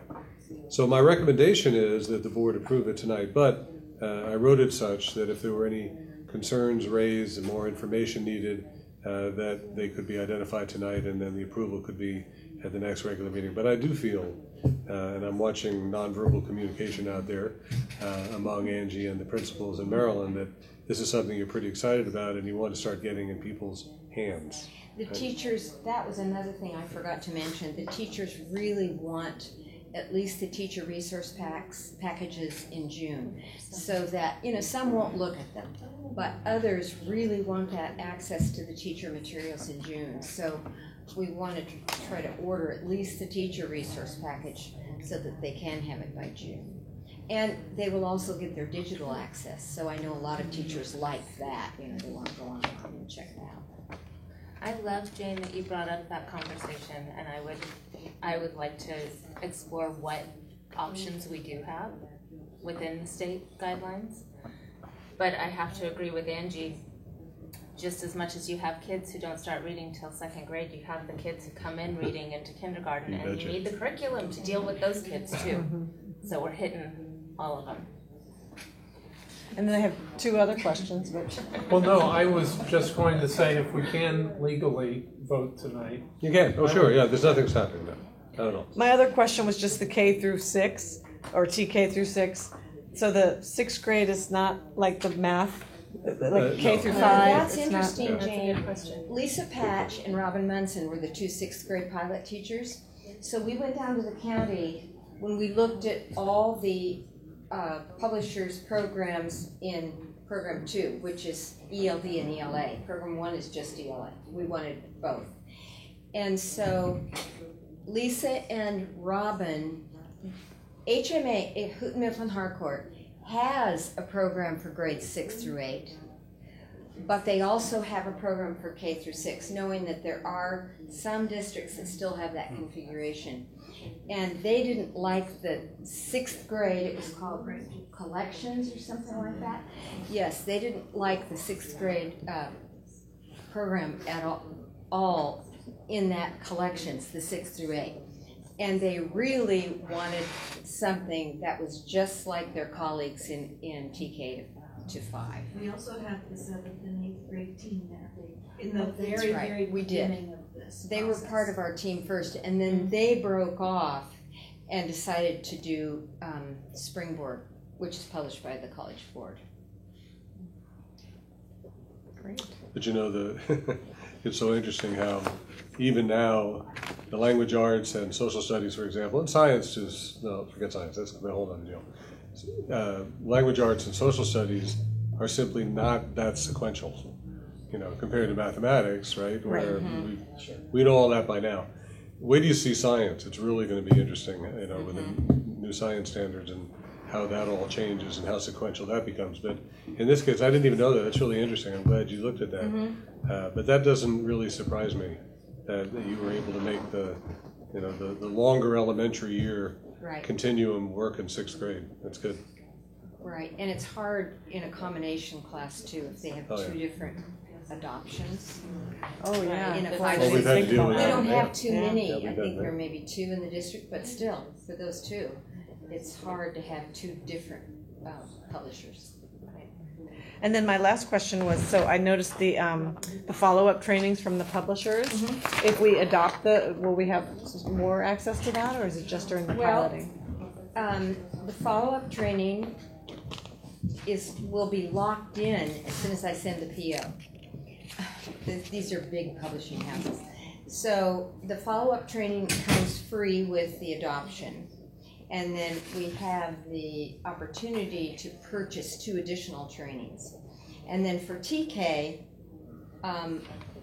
they have a 2-hour webinar with the TK program. So they will get that free too. Great. Yeah. Okay. I'm not in need of further convincing. Does anyone want to make a motion to approve the instructional materials this evening? I'll move to approve. Second? All those in favor? Aye. Aye. Any opposed? None. Yes, let's Very good. do it. Congratulations. Exciting to finally have that element. Okay, 7.3.2, making sure, yep, District of Choice applications. Okay, so you're all well informed about this. 0, 0. Same every year. Same qualifier, same caveat. This obviously does not mean that we are failing to have any out-of-district students in the district. In fact, we have many, and a net of well over 200. But I can't explain it. I haven't been able to figure it out. It's just people don't seem to be able to make the decision before January 1st. So they just follow their neighbors, and they all come later. So it's fine. It doesn't really have any effect, except I'm sure the school board of, 12 years ago or so, whatever board adopted being very proud of being one of 3 district of choice districts in the county, there's been almost no practical effect. But that's okay. It's there if someone needs it, and we're very, very pleased with the number of students who come to us, predominantly from OQ, but a few other places too, through inter-district transfers. So that's what that is. But this would come into play with kids from Santa Paula, is that right? Or any place, any place. You can come in as a district of choice into the district because we are an identified district of choice district, right? So Santa Paula could come in either by district of choice or used to be inter-district, right? Now I see what you're saying. Okay, yeah. Pretty much. I then Andy could negotiate a unique situation, I'm sure, with Alfonso Gamino, where he would agree that particular family could benefit by coming in an interdistrict. But pretty much they've said no, we want to keep ours. Yeah. But that hasn't. It's interesting. That hasn't affected. No, it hasn't. It hasn't. We don't seem to engender district of choice applicants either from the Ventura area or from Santa Paula and even east of there. So. Moving on to 7.5.1, draft of letter to district students concerning protection of rights of students. Well, this is obviously a long developing agenda item, and I appreciate so many people's involvements, community members, staff members, board members for sure at this table 3 times, many conversations, hours of conversation now with administrators at our leadership team meeting and elsewhere. This letter is here in large part through Andy's pen, through my editing, through my sending it out to a number of people to read. And I'm sure Andy will agree with me, there's no way that either of us would say this is the perfect letter. Okay? There is in fact no perfect letter. But what this represents, in our opinion, is the sentiment of what emerged from this table over 3 months. And that is to keep it, not simple, simple is the wrong term in my mind, keep it straightforward, don't have it laden with all kinds of constitutional and statutory references, and as I said numerous times, with somewhere between 3 and 10 whereases resulting in a therefore, because people, I think, stop reading soon after you start the whereases. And so what we tried to do here was to make a very definite statement to the recipients. And remember, this is written for all students. Obviously, it will be translated in Spanish, subject to the board's approval. Tonight will go out by the end of this week in various forms, by email, by letter, on the websites. But what it was designed to do was to make a definitive statement to our community that this is what the district stands for in principle. This is what we will do in terms of following rules, in terms of following the law, but not extending ourselves beyond that which we feel is appropriate, and to make it very clear that if there is any dispute, whether it be some immigration authority that would show up on campus or some question about where we stand, that I've instructed the principals to make sure that with respect, they simply say, you need to go talk to the superintendent or write to the superintendent or call the superintendent, and if I or then Andy have any question about how to implement what we're saying here, then we obviously have district council as a support. So it is shorter by quite a bit than some of the resolution-based statements. It is obviously, in my opinion, much better English and more straightforward than, as I said, all those other commentaries that have various references to the state, federal constitution, court cases, etc. So, we like it, but then, we sort of wrote it. And I hope, giving you an opportunity a week or so to look at it, get back. There are changes in here that were directly the result of one board member, or in a couple of cases, no board members actually said the same thing. In fact, all 5 of you said something different. So that's always interesting too, is taking text and taking 5 different views and saying, okay, here, this represents what each of the 5 of you helped me think about. And I would say in particular, Kevin's not here, but as usual, he does a lot of work on text of this type. So the letter that Andy and I sent out was very much the same as this. It was just a little bit longer. And Kevin's suggestion was that if we just eliminate every possible redundancy and try to keep it focused and straightforward, it would be the best possible letter. So thank you to all 5 of you. Thank you to the principals, Andy in particular. Thank you to you. Thank you to me for editing. All those.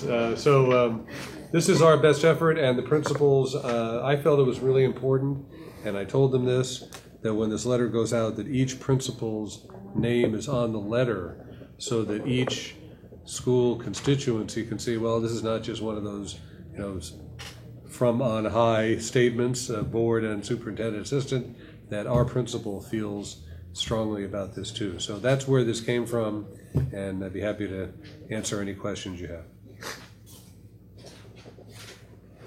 Any questions? I have no questions. I think this is a well-stated, simple, with the alarmism taken out, with the potential politics taken out. I appreciate that this just gets to the point. Well, the other thing, I said it, but let me just say it more directly.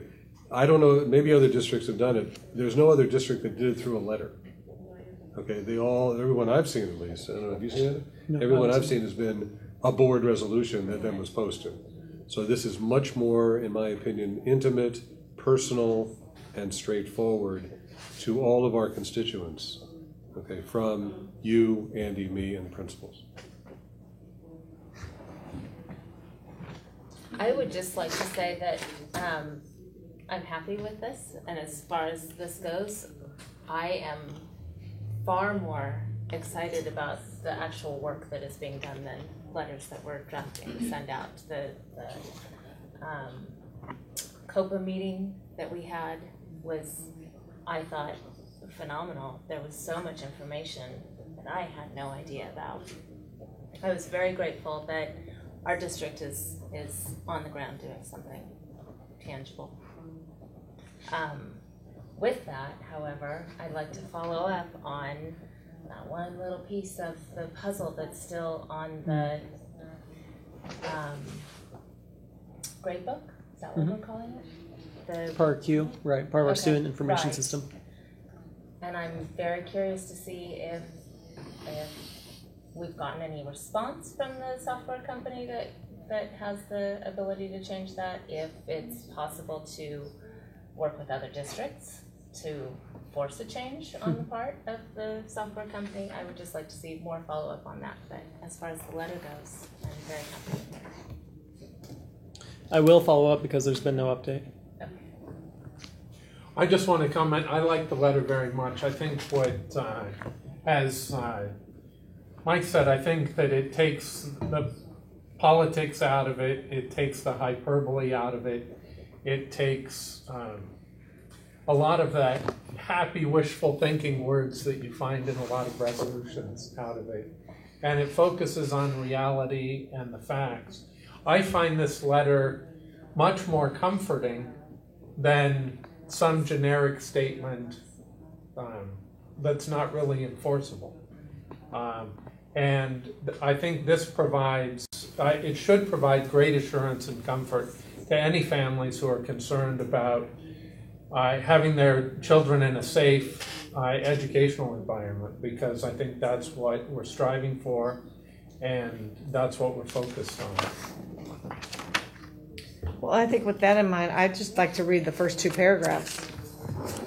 The Ojai Unified School District is committed to protecting the safety, well-being, and rights of all of our students. Every student has the right to learn in a welcoming, safe, respectful environment that is free of discrimination and racial tension. The Ojai Unified School District believes the diversity of our students is one of our greatest strengths.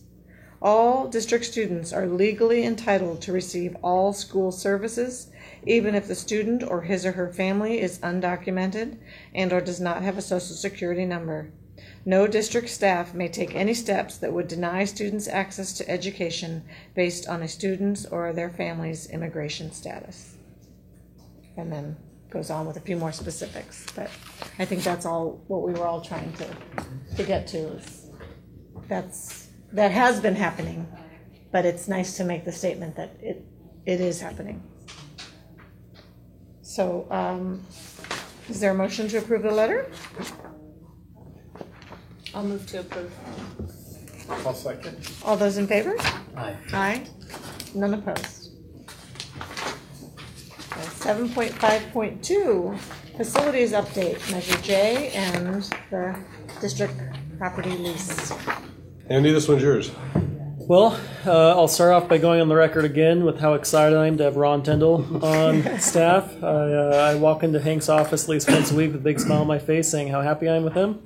You, I'm sure, have likely noticed that the auditorium right here as well as our grounds building have both received not just a nice paint job, but also perhaps equally important is actually the hazardous material abatement that we knew were significant issues in both locations. Specifically, the grounds building that not received paint for, don't know actually last time, but we've heard at least 30 years according to Craig because of the known lead. Way before the last English adoption. Yes. We talked about, the potential concern of if the district is at any point in the future to move off this property, whether or not that would be valued work, and I am confident, as I said previously, that the abatement was something that either we or a potential user of the site would have had to deal with, and by taking care of it now, we hopefully make this a more attractive site, and that will not have them account for that in whatever reduced rent they would have been offering had it not been taken care of. So I think it's a very nice improvement to this site. The information you have on the second page of this agenda item, these are all projects that have previously been identified. In fact, at our last board meeting, they each were listed in the update for that month. The only addition is Miners Oaks K1 and A-Wing roof restoration. We absolutely know and have known that the roofs across our district are a top priority for Measure J funds. Ron is working, and I think it's possible that we'll still see additional sites added for this summer for roof repairs, restorations, and or replacements. What we initially received a general budget from our from our construction management firm, was that this would be a project that cost us approximately $250,000 for a replacement of the roof. Ron, again, with his strong skill set, not just to actually work with contractors on getting bids, but also actually having the ability himself to do quite a bit of work, went up on those roofs and actually pulled some of the samples of the material up there, pulled back some of the pieces of the material, and was able to identify that it's actually a very strong candidate for a restoration that was able to save us 60% while giving nearly the same warranted life that the actual replacement was going to have. So that's a tremendous example of the value he brings of being able to look at things a little differently and see a significant cost savings. Big projects this summer, staying on the topic of roofs, we know is Nordhoff Gymnasium. That's fully on track to be completed this summer from the end of summer school, approximately July 20th. We'll have about a 4-week window before school starts back up, so that's the timeline for that one. We're going to bid here at the end of this month. Just to give you guys an understanding of these numbers, this is a preliminary all-in budget on these projects.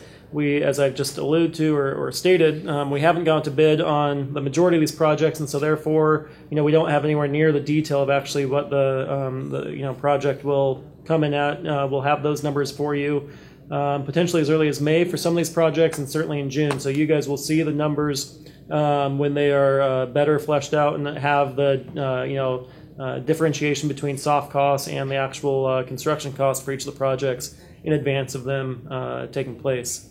So as far as the other work that's done over spring break, we will have a few pictures for you guys so you can see on May 2nd. But again, some of Ron's skill set was that he actually was the one that performed the work at the Nordhoff cafeteria stage with removing the wall and beginning the extension of that stage. Kim Hoy, as well as OEF, who, remember, OEF contributed $40,000 seed money to that project. They have been involved over the past few weeks and have seen this progress and are excited, as is Kim. So we've got about $1.6 million right now slated for this summer. As I said, we're working on trying to add a few more projects, and so this number likely is going to be approaching closer to $2 million before we adjourn for the summer. Great.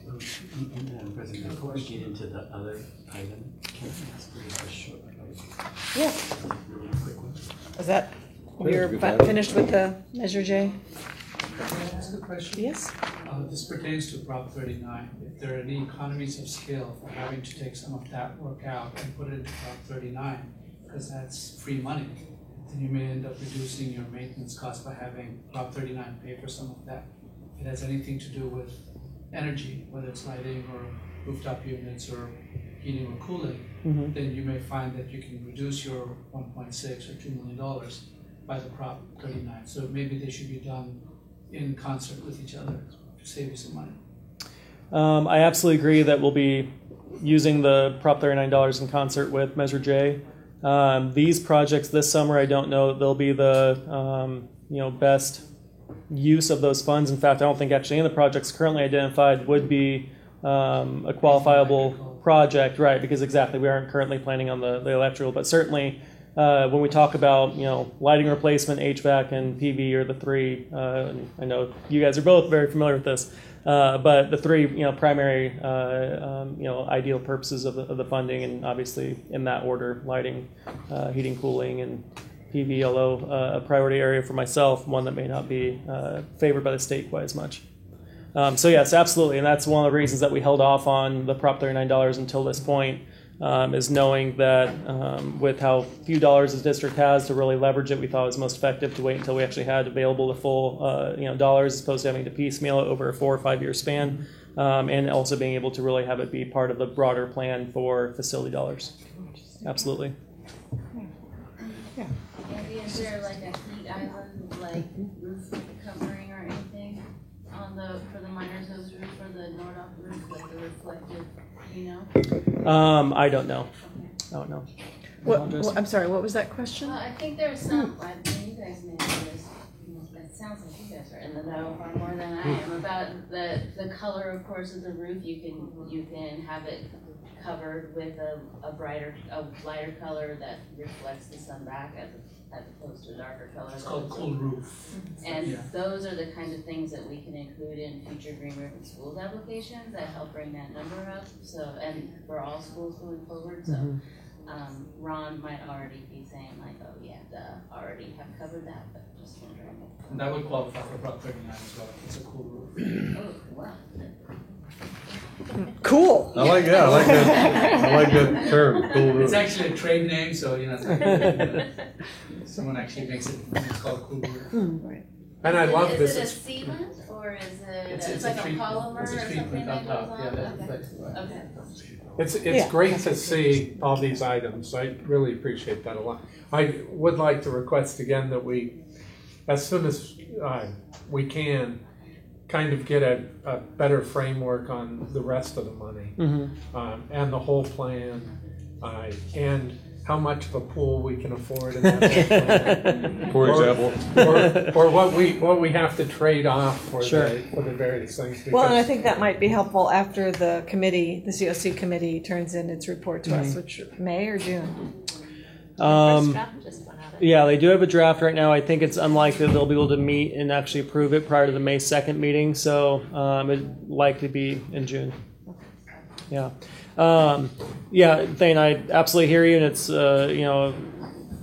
definite priority for myself. We actually, and this is the second part of the report related to facilities, or the actual Measure J update, is that we did actually hold a meeting last week at Nordhoff that we had COC members, PTA or NPA, parents, leadership team from NPA, certificated and classified staff from Nordhoff administration from both district and site level, all coming together to really talk about, if we look at having, depending on what we flesh out as far as, again, very clear priorities, somewhere between maybe a $7 to $10 million budget number, just roughly speaking right now, if we're allocating out roughly a third of construction dollars to that site, and trying to create I don't want to term it a master plan, but something very close to that for that site, and then move more broadly from there. But a challenge that we faced over the past year is as we tried to move forward in that direction of having a very clear plan for all $35 million that we got to start somewhere. And so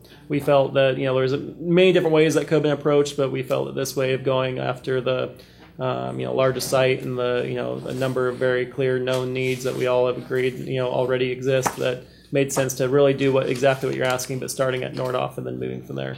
No, I'm not at all critical of how it's been handled. Just I hear you. Putting in the pitch every time we talk about it. Okay, now moving on to the lease, district office property lease, which is now, I guess, being referred to by some in the community as the Ojai Elementary property. Hank, was there anything you want to say? Go ahead. All I say is that the board received, and be happy to share with anybody who's interested, a typically excellent update and summary from Andreas, which sort of reminds us all the things we did back in the fall to set the course for letters that went out right at the early part of 2017 with 60-day notices. to a variety of public agencies. Andy is very well versed in the issue itself, and through his own legal training and contracts and all that has seen a lot of this over the years too. So he will not go over every part of the process because we've already done that, but just remind us where we are now in the chronology of moving toward the potential the potential lease of all or part of the property. And as the board knows, until yesterday, I thought there were going to be no responses to the letters that went out 59 days ago. But now we have a response from the city in letter form from Steve McClary, which represents conversation and formal action by the city council at their April 11th meeting. So I'll let Andy, why don't you pick it up from there? Sure. Okay. So, as Hank said, brief recap on where it brought us to today. November is when we actually officially, the board accepted or re-accepted both 7-Eleven reports, and based off those two recommendations with this property declared it surplus. We were required to then post those public notices. Because of the use of this property currently and the intent of having this be a ground lease, there was no entity that had a guaranteed right to the property at any price. But there were entities that had a right to have a good faith negotiation occur. As Hank said, as of earlier this week, we did receive a response from the city that they were the only entity to take advantage of that statutory right. So at this point, it kicks in actually a 90-day window that we are required to enter into good faith negotiations with them. There's, again, no requirement that the property be offered at anything below fair market value. But the conversation will certainly revolve around, shared priorities between the board and the district, and we can discuss what it would look like. But the real necessity or the importance to emphasize is that their rights are to become a lessee. Their rights are not to help us prioritize what potential uses could be coming onto this property if it doesn't involve them being the primary lessee, which of course they do have opportunities to partner with other entities. But their response was not at this time relating to zoning or other development. It was related to directly their request to enter into negotiations to be a lessee. Once that 90-day period lapses, if the district has not been able, or if either party feels that we're not able to reach an agreeable price and terms to a lease agreement, then we are able to re-enter the phase of moving toward either a bid or a waiver process RFP through the state. So, as we've said, and as Andreas appropriately stated and eloquently stated back in October, it's very unlikely with this purpose of a potential ground lease that we're going to have any success going the traditional bid path. When you're leasing a space, there's so many contingencies, so many potential terms to work out, very different than if we're selling it. If we're selling it, a bid process would actually likely work. You're looking at price, and top dollar would be who would win the property or win the right to purchase the property. For a lease, like I said, there's so many terms that it's going to be very difficult for someone to simply accept what we put out there as the terms of the lease. If no one accepts, then we therefore have the right to decline all offers, or we could accept a counter. So that puts the district back in the driver's seat, that we would not be at risk of having again, to dispose of the property or sell the property or lease the property in a means that's not in accordance to what your vision is for the property. That's unlikely to, again, be the final process. What we're going to be doing concurrently, or what our council's proposals to do concurrently, is to pursue the RFP. To be able to do that, we actually have to submit a waiver request to the state. Upon their acceptance of that waiver, we begin to be able to have that RFP go out and really be able to enter into a broader conversation about, what is that, optimal intersecting point between top value for the district and a proposal that really is in agreement with both district and community priorities. So At this point, we are in a holding pattern on being able to move forward with the bid or RFP because we are at this point going to be sitting down soon with the city and their negotiation team to see if we can actually work something out between us.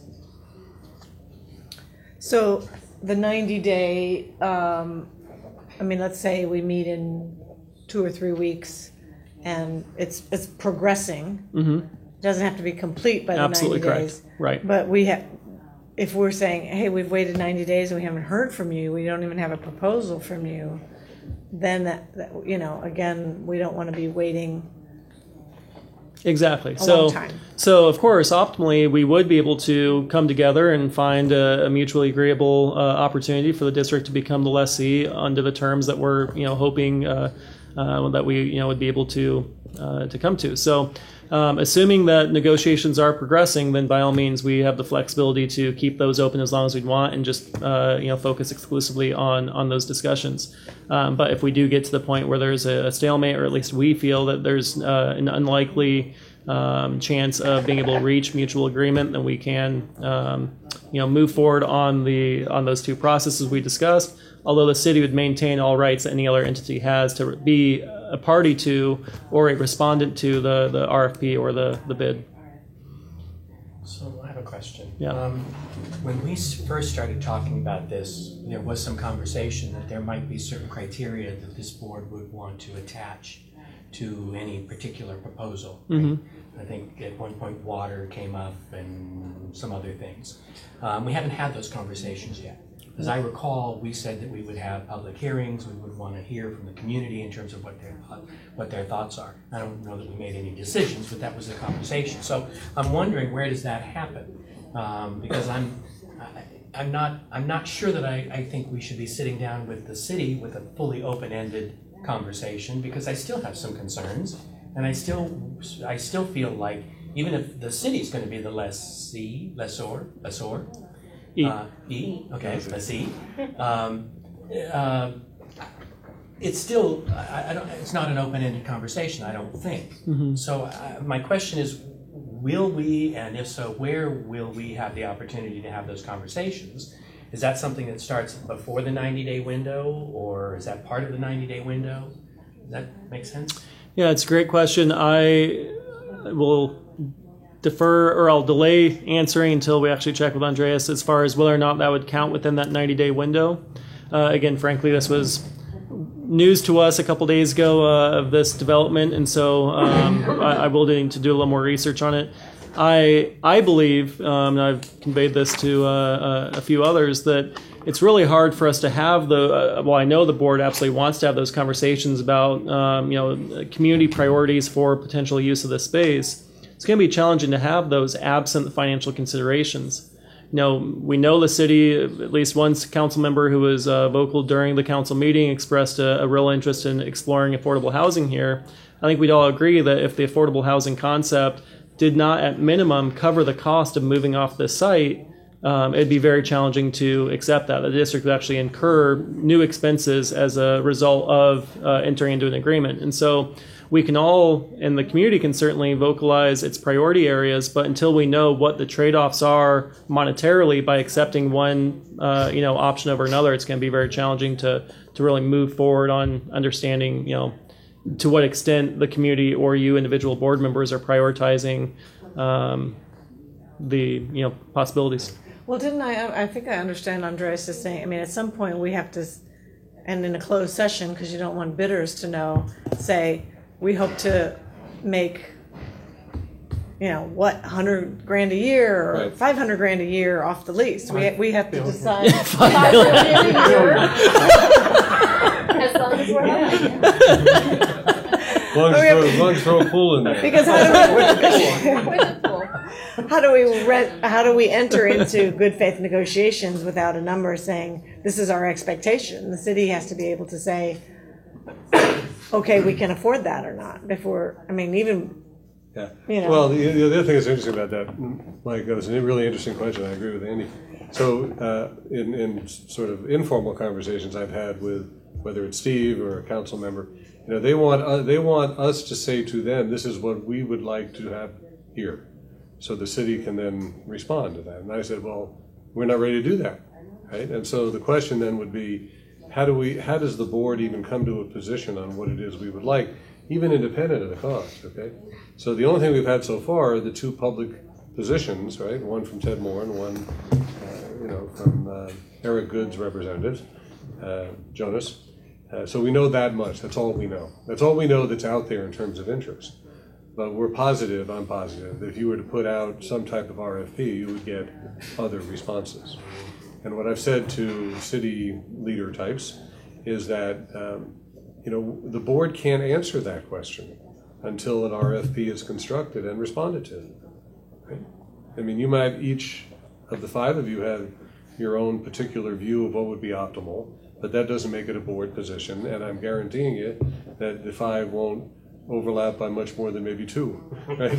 Right. So, I think that's what I believe. So I think the only other thing I would say about the timing of this is that, we will respond to the letter, I'm sure, in a respectful, in a respectful way that also matches whatever the time guidelines are. But I don't think that doing that would preclude us having the kinds of open conversations that you've been asking about, right? So the board could, for example, very simply, call a special meeting and just say, the purpose of this special meeting is to get input from the community about what your thoughts are regarding optimal uses for this space. I mean, we'll advertise it a little better than that, but that would be what we could do, and that would not at all be inconsistent with talking with the city in a more private manner at the same time and meet the guidelines of the 90-day requirement.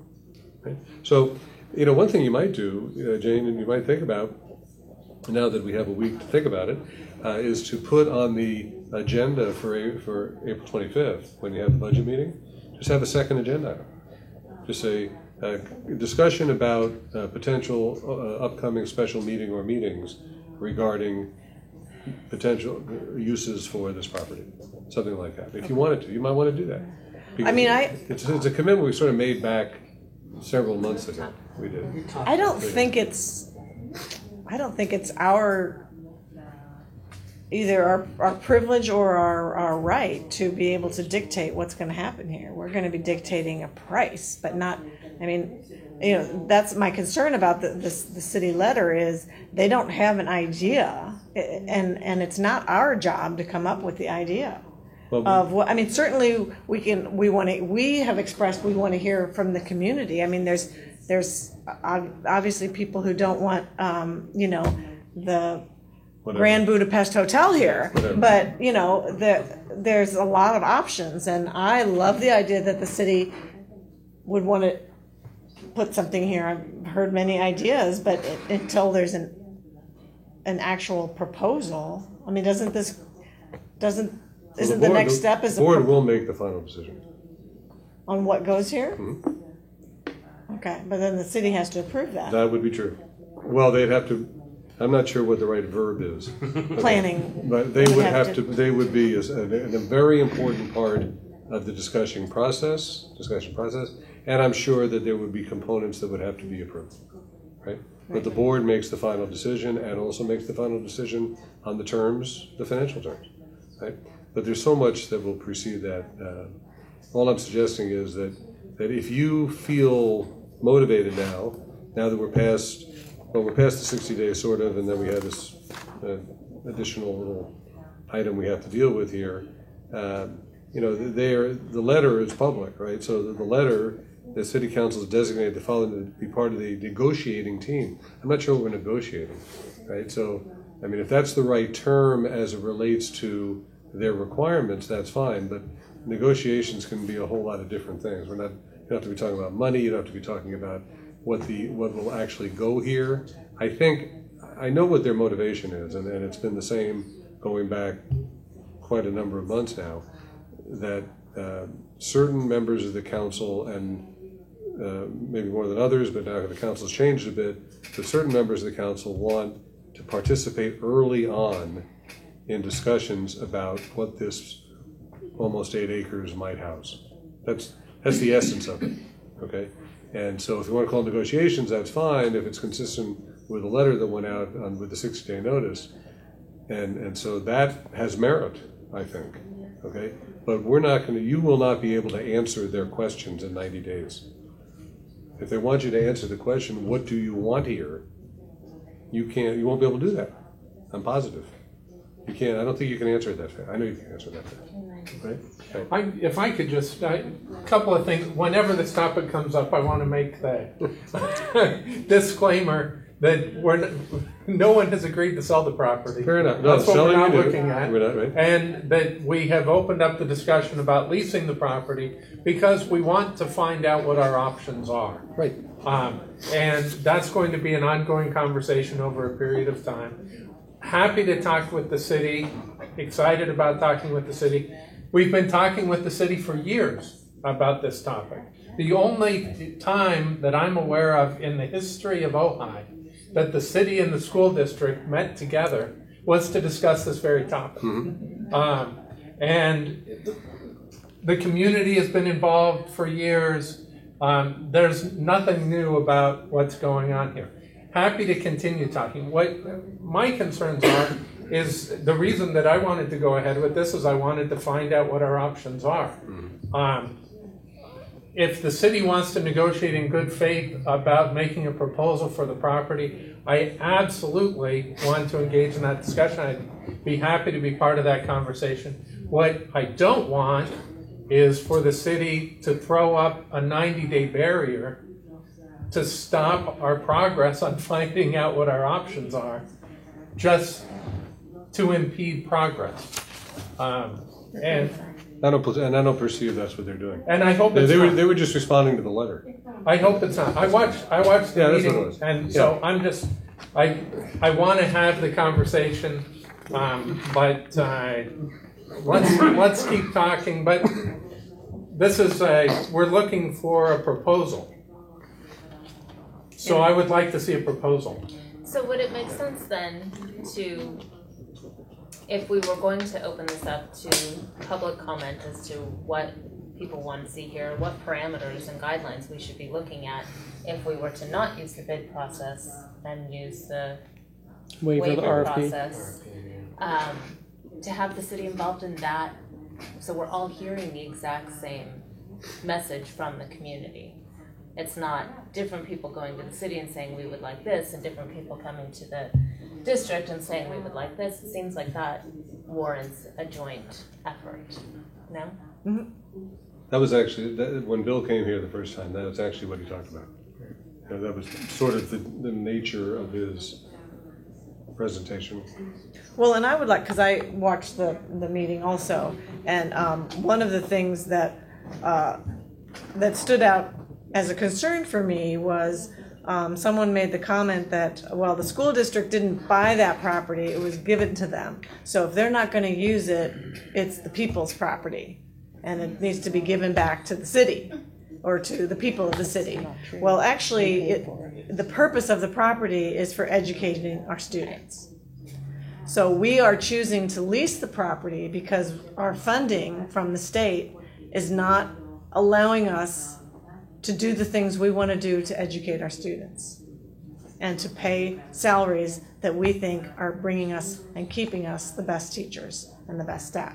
So the choice is not, oh, we just don't want this property anymore.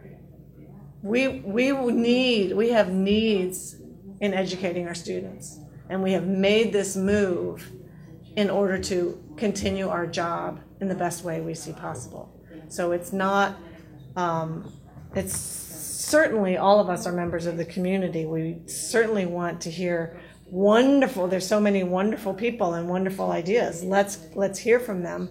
But this sense of anger and righteousness from, a little bit from a member of the board, or the council, city council, and from some of the audience is not the best way. I think you're correct. And I think I heard Randy Haney say that the school board is not the enemy of the city, and the city is not our enemy, and we're not the enemy of our community. We all want to work together, but our focus is on our students. And the city's focus is on its community, which it should be. But there is no reason that those can't be worked together. Well, and remember too, just as a point of fact, The city population or so, student enrollment or so, represents less than a third of the school district. Okay, so we have responsibilities to well more than the people who live in the city of Ojai. Okay, and the city of Ojai is a crucial part of what we do. They manage in some respects, a good part of our work in relation to facilities and other legal entities. But I want to underscore what you said. We have responsibilities to 70+% other students who don't live in the city. Plus, it's simply not true that this property, this buried parcels, were willed to the then school district. Some pieces were paid for. It was not a gift. We can research that history. Regardless of how much was or wasn't paid for, Jane's point is spot on. Okay. So we can certainly put on next week's agenda, I think so. setting a time to have that meeting. Yeah, I think it would be a good use of time. And I think we also should schedule some closed session time Yeah. to discuss what we're looking for. Do we do that before we hear publicly? I think after the public meeting. Right. Would be right. Okay. Okay, that was good. 7.5.3, second reading and adoption of the governing board policies. I don't believe we made any significant changes. Did we make any changes? I think we did not, right? No changes. There were a couple things that you asked us to inquire about. For instance, the nutrition posters that are now in place in every school, the specific new poster. And one of the things we will do with the policy is to identify the civil rights coordinator, but there were no changes. Okay. So a motion to approve the revised updated board policies. I'll move to approve. Second. All those in favor? Aye. Aye. None opposed. 7.5.4, superintendent's report. Well, for those of you who've been hearing me turn around and cough, I made it through the meeting. I wasn't sure I was going to be able to do that. So Kathy, unfortunately, has been hearing it for days, but I'm better now than I was last week. So I just want to take a couple of minutes. As you know, I try to frame the superintendent's report around issues that appeared in the evening of the report or soon before, unless there's some significant issue in the district that I clearly want to talk about. In this particular case, not to the second. I think things are moving along beautifully through the now post-spring break time. But what strikes me, and Angie actually talked about this back, I don't know, a year ago or so, when she was reflecting on reasons for having actually the budget study sessions and conversations. Now we're talking about conversations with the public. That there were years, and I'll take responsibility for basically all of them, from 2008-9 on through 14-15, where the most we could possibly hope for was what I would call a static environment, right? We were just trying to maintain what had been created in the latter part of the last decade or so of the 20th century on through the better part of the first decade of the 21st. And it was a heck of a challenge, right, to do that.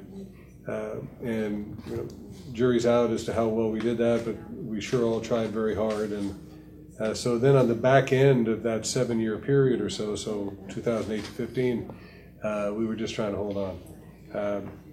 I hope that the previous 7 years to that and the 7 years before that, the 7 years before that were a whole lot more positive and exciting than 8 to 15. I can tell you, I lived through many 7-year periods that were way more positive and exciting than 2008 to 15 in various places I've been. So I know what that feels like, to be in places where you're talking about improvements and staffing changes and even increases in enrollment, if you happen to have that. But what struck me tonight is the combination of a variety of things. First of all, just to remind us, this is the first time in 14 years that there is a change in language arts materials. Okay, that's a positive thing. So hopefully it won't take 14 more years, but it won't take, as probably the better part of a decade, but at least new materials are coming, they're organized, they're Common Core centered, and I think that if I were a teacher new to the district or a veteran teacher, it would be very exciting to me to know that in a 3-year period we have a full makeover of mathematics and language arts materials. That's a very positive thing, and there was just no way, I don't really care what the funding source was, there was no way we were going to be able to afford that because either we couldn't afford it or the state couldn't afford it, therefore there wasn't any money to pay for anything. So now we're still waiting for social studies, which is who knows when. Science is coming in some form. So I think that's a really positive thing to move away from all that static nature of what was not unfolding in the previous 7 years, number one. Number two, obviously Cheryl's appointment and all the things that we've talked about relating to that, I think that position reconfigured will bring a sense not only of K-12-ness, but as Thane said, an opportunity to really talk about that which we are here to do primarily, and that is to create exciting educational opportunities. And I think she's exactly the right person to help Andy and everybody else do that. Third thing, it took a while, and I've not been satisfied. I've said it from this chair about the pace, or I would say lack of pace, of Measure J projects unfolding and all that, but it's coming. And so, by August, September of 2017, there'll be things, they won't be necessarily that exciting, but they'll be done, right? And so, roofs don't cause anybody to get that excited, but compared to what we haven't done before, I got excited because the grounds thing was painted. That only took me 8 years to get that done. So, and that plus I got a little grief from some of my friends in town about what the Chaparral Auditorium was looking like when you drove on Ojai Avenue. It was pretty sad. It was pretty sad. So, little minor things. I come from, remember, I'm one of that Chicago guy. Remember Mayor Daley, just built buildings, and, that was an exciting thing for the city of Chicago. So I know what it's like to make major or very minor facilities improvements. So I think the combination of those three, some leadership change, some focus on K-12, Measure J, and then I would say the most important thing to me, and without getting too dramatic here, the most important thing to me that happened tonight and now has happened in 2016-17, coupled with 15-16 compared to 14-15 and before that, with all those furlough day years, is now 2 years in a row of compensation increases for staff, one of which 15-16 was probably a little below the median or so of the county. This year might be a little above. That's pretty cool. So we can say 1 year a little bit above.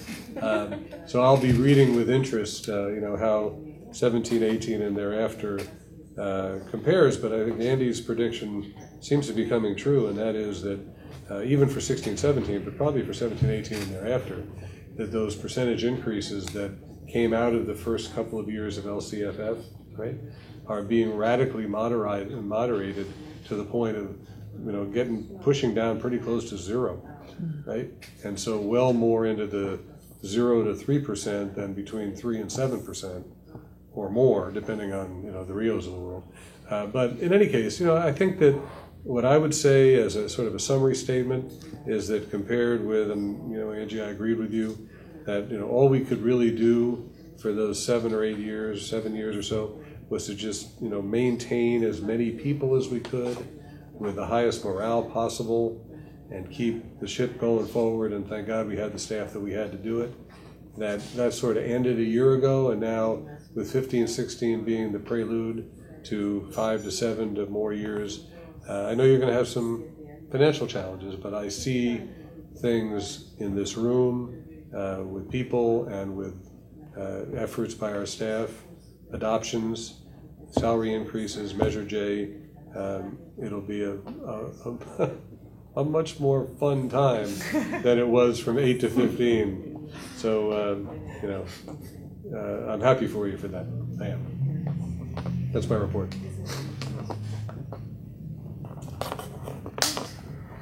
Items for future agendas. Any speakers? Okay. One thing, just, and not to go into any details, but just with Cheryl coming on board, I think revisiting the topic of online learning either as an adjunct to or instead of in classroom learning for some students. For some class, is a topic that would be good to jump into in the coming months. In certain grade levels, because we do have it at Nordoff. Well, I think it's a topic that we need to look at and how how it's working. How can we make it better? How can we make it worse?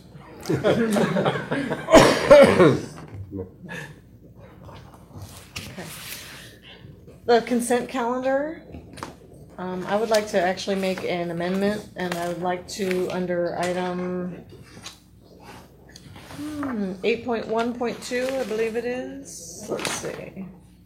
Yeah, under the resignations and retirements, I would like to pull number 2, employee 1816, and put a hold on that until the March 2nd meeting. So if we have a motion.